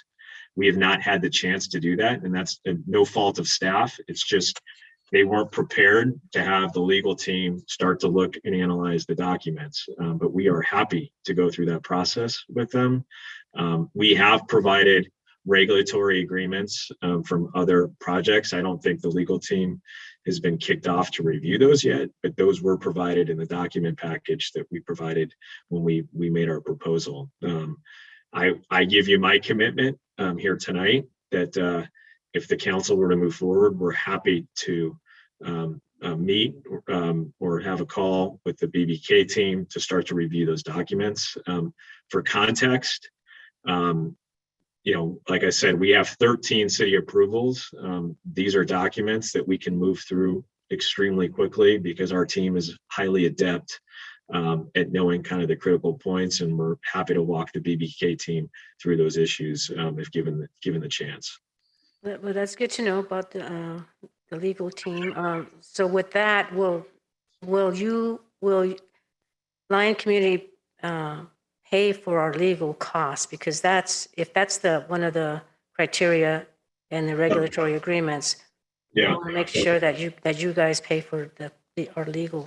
Yeah, so we've gone through this, like I said, with multiple cities, and we have no problem paying the legal expenses to review those documents. Okay, all right, great, thank you. So the other thing I have, so philosophically, we are a global economy. There's no doubt about it. And when I look at this as an investment, I have to look at, it can't be an isolated issue, and I have to look at it. I have to look at the big picture. And you all know that inflation is the key factor for making investments. And we all know that inflation is going up. So the government, issues, they have tools to regulate inflation. And one of those is quantitative easing. And you guys, those that you don't know that, it's when the government artificially injects and controls money going into the economy. So I guess, so right now, this is what's happened. This is where I see it. So we have an overpriced, overvalued bubbles. We got stocks and bonds are bubbles. Housing is a bubble. Real estate is bubble. So, but my biggest concern is, what does the future hold? We don't know that. Nobody knows that. And I was around when the Great Recession hit in 2008, when it was a reminder of what can happen when people lose their jobs, when the economy goes, when people lose their homes. So that's why I've been doing my due diligence, doing the research, and trying to, I just want to make sure that we make the right investment. And I do feel for the middle class. I know and especially more for those that are even like service providers, janitors, people, housekeepers. They make less. They only make $30,000 a year or less. Those are the ones that I really, feel for. But we do need this. We have to keep a balance. We have to help those, and we have to help the middle class. So if this goes forward, I just want to make sure that we also provide. When I go, I'm going to backtrack. So when I went to take a tour at Touring, I had suggested that a child care center be put in there. So because if it's going to be a working class families in there, I think it would be prudent to put child care centers in there. So, and then it also cuts down on our carbon footprint. Parents take their kids to, the daycare somewhere else. And that I think developers nowadays, they need to think out of the box and start thinking about that. But I would like to see something like that if this goes through. So anyway, those are my thoughts. And as I mentioned, I do believe that we do need, it has to be a balance. We need to help our working poor. We also need to help our middle class. So I'm just going to leave it with that at that, and we'll see what the mayor wants to do next. Thank you. Thank you very much, Vice Mayor Montano. Just wow, those are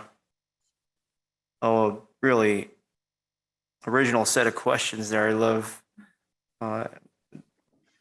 your comments, very, very articulate this evening. Okay, great. Well, let me wrap this thing around here and put some sort of structure to where we're going. It sounds like there's consensus from the council to move forward a step with this agenda item. How's that sound, huh? But I don't think we're close to done, but I think we're further than we've been since the month of May. And so here we go. Let me give some direction to staff, particularly our amazing city manager, Steve McHarris. All of this is in mind of our residents, our Milpitas family, our public who's here with us tonight. We understand that you paid your rent today and you're going to pay your rent every month. And we're going to work at our best expeditiously to reach the finish line here appropriately in City Hall. But I will say it's not a quick decision, but I know the council has in mind our residents who are dedicating hours to their evening and are looking for some sort of outcome. So that I will get to. So I just want to go down the agenda report. This is just for our city manager. Please tell me when you're ready. I think you're ready, huh? Okay. Thank you very much. Mr. McHarris, thank you, sir. All right, so one, authorization of funding for additional staff, attorney, and consultant resources. I think Sean really nailed it, and he said that Waterford and the group have been doing that for the other cities. So I believe that is direction for the books. Mayor, so could I be more specific there with that item, because that item does cover staff, the services of KMA, and the services of the city attorney's time. Okay. So we'll need authorization for funding as listed under paragraph 1 of the agenda report. Let me save myself some words here. Second to last page in bold. Number 1, authorization of funding. 2, yeah, everybody can look at it. It's in your binder. Okay, 2, develop city goals and framework for this type of program and bring it back to council. Let's go down here. Number 2A, and we're going to set this up so that when you meet with our applicant, you can rock and roll, so that we can rock and roll together here. All right, so number 2, develop city goals. A, percentage of low, moderate income units for each project with the timeline for meeting that percentage. Well, I think the latest proposal is great. If Lion Living wants to look at putting all of the units into the very low category, that is something I'll entertain, but that's just an option. Okay, I see you. Okay. B, alignment with city's housing goals, including RENA numbers. Hey, we may not get RENA numbers here. I'm not really looking to do 55 years. Okay, and I think that's okay. We've been doing a lot with affordable housing, so I'm not too concerned with that. We'll go to any concerns of the council. Just take your notes. C, condition of asset and proposed improvements. Again, I think we have a number out there for capital improvements. I'd like to see that status quo. Okay, D, number of years that bonds need to be paid off. I think we've established that one. E, we've already crossed that out. Thank you, Lion Living. Just amazing. F, types of performance metrics and consequences of not meeting those metrics. The city and Lion Living can meet about that. Again, we're not going to have all the answers tonight, but we want to give direction enough so that the answers can be done. G, level of oversight and enforcement and remedies. H, establishment of associated fees to be paid for by the project to provide oversight and enforcement. 3, pardon me. Yes, paragraph 3 here, work with the project team to develop an agreement that meets the council approved goals. That's this. So that's 1, 2, 3 here. And I think really the big kicker is Lion Living's commitment to the backfill of property tax revenue. I'll give a shout out to the paper, whoever wants to know. That's really the threshold that they really went through. Okay, let me check with the city manager real quick. How's that sound? That sounds really good. I would add on item F, just for clarity, and it's covered in the staff report on one of the other pages, but on the types of performance metrics in favor of the city, there were some performance metrics measured or mentioned in there, and we want to make sure they're favorable to the city's goals. Okay. All right. And then we'll go to the council here. Councilmember Dominguez. Thank you very much, Mayor, for sharing your insightful recommendations. However, I want the public to know that that's the staff request, and policy is driven by council.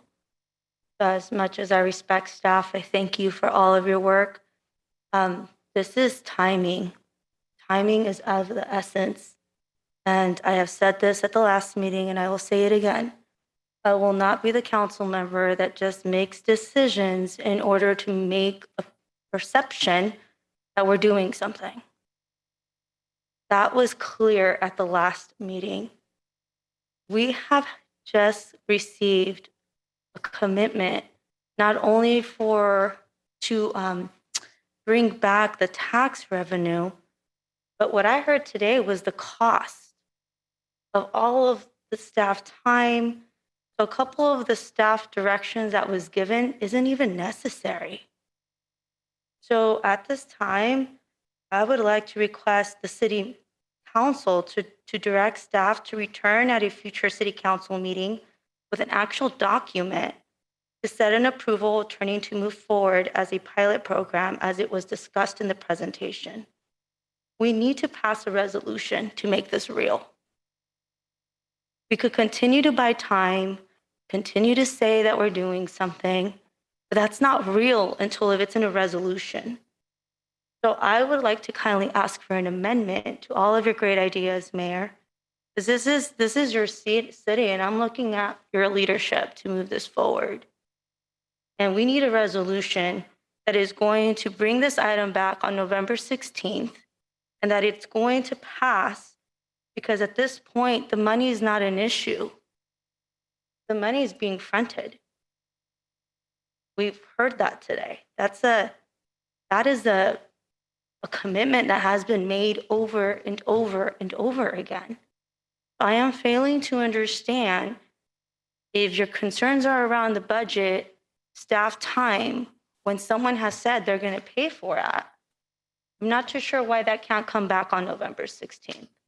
So I would like to kindly ask if you could add a resolution to your motion and bring this back on November 16th for direction for approval of the council. And at the time, if the council doesn't like what they see, they could vote no at that time. All we're doing is moving this forward in a timely fashion so it could be fair for all parties. All I'm doing is trying to bring consensus, move the needle forward, but most importantly, address the needs that our constituents, that middle class and working class are depending on us to move forward today. I kindly ask for your consideration, and I hope that the rest of this council has the courage to do the right thing today. It's hard. I've been there many times. I've been there. But we have to do the right thing. And if we are leaders, we are independent thinkers. We don't need to look at one person. We were voted by the people. Stand up. Please have a backbone today. Don't do it for us. Do it for the people who are watching us. I kindly ask for that consideration. Hope I could get a second to move that forward since a motion was not in place. Thank you. I have a second. City Attorney, could we go down the line for a vote, please? And this is to make the recommendation that was placed forward by the mayor with a friendly amendment to bring this back on November 16th with a resolution in order to have this council consider this and move for a final approval on that date. Maker of the motion, would you like to allow other council members to have an opportunity to speak as they requested prior to your motion? Not at this time. there's a motion, and I want to obey the Brown Act, and there's a lot of other factors. There's already been a second. So at this time, per Robert's Rules of Okay, Order, great. we go down the line. I'll call the vote. I vote no. We have a motion by Councilmember Dominguez, second by Councilmember Fan. We'll go down the line. Councilmember Chua.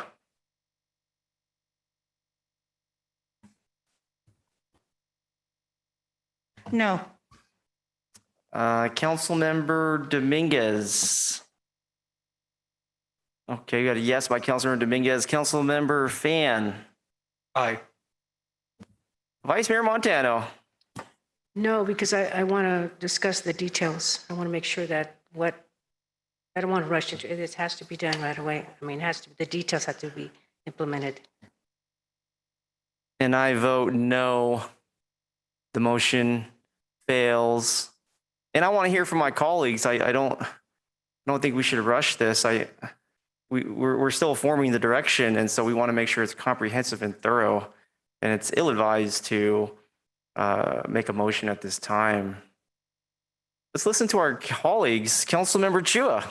Yes, thank you, Mayor Tran. The reason why we are asking for the staffing is because we want more information. We want to make sure we're doing the right thing. This is a big decision for the city, not just today's, but in 30 years, in maybe 55 years, who knows? This is a big deal, and we need SMEs, the subject matter experts, the attorney, consultants, fiscal officers that will direct us and give us guidelines. This is not an easy thing. This is not an overnight thing. We need more information, and that's where I stand. Thank you, Mayor Tran. You're welcome. I stand with you. Next up, Councilmember Fan. I would hope that an alternative motion could be made so that we can move something forward.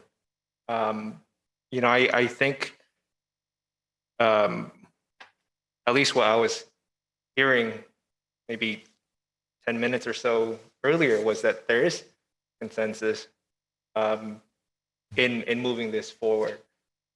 And,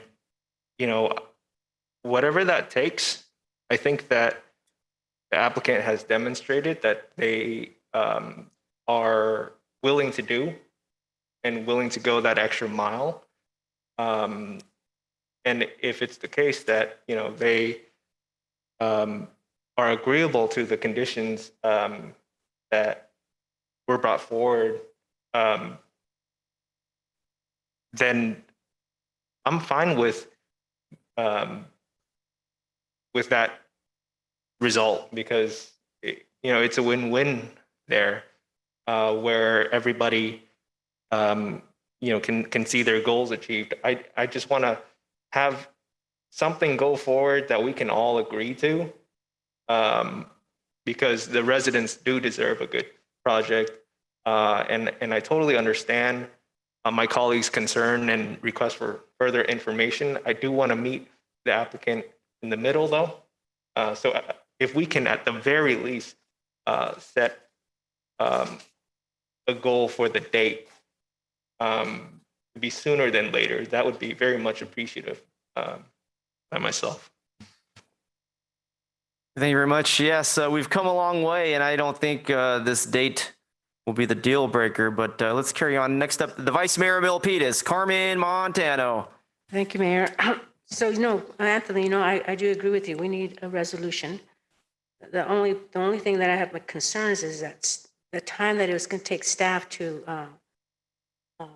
go over the details, the ones that the bullet points that the mayor was just discussing. So that's all. I just want to make sure staff has the time in that we do our due diligence. That's all. But I do agree with the resolution. So thank you. That's it. Thank you very much, Vice Mayor. And so just for some clarity, I'm not sure if we could put it in the direction, but, the next time we meet about this, it's going to be agendized and it's going to be ready for action, possibly final action if we're able to just meet and get it done. No one's trying to drag this out. We got things to do. But at the same time, we got things to do. So I would say have good faith.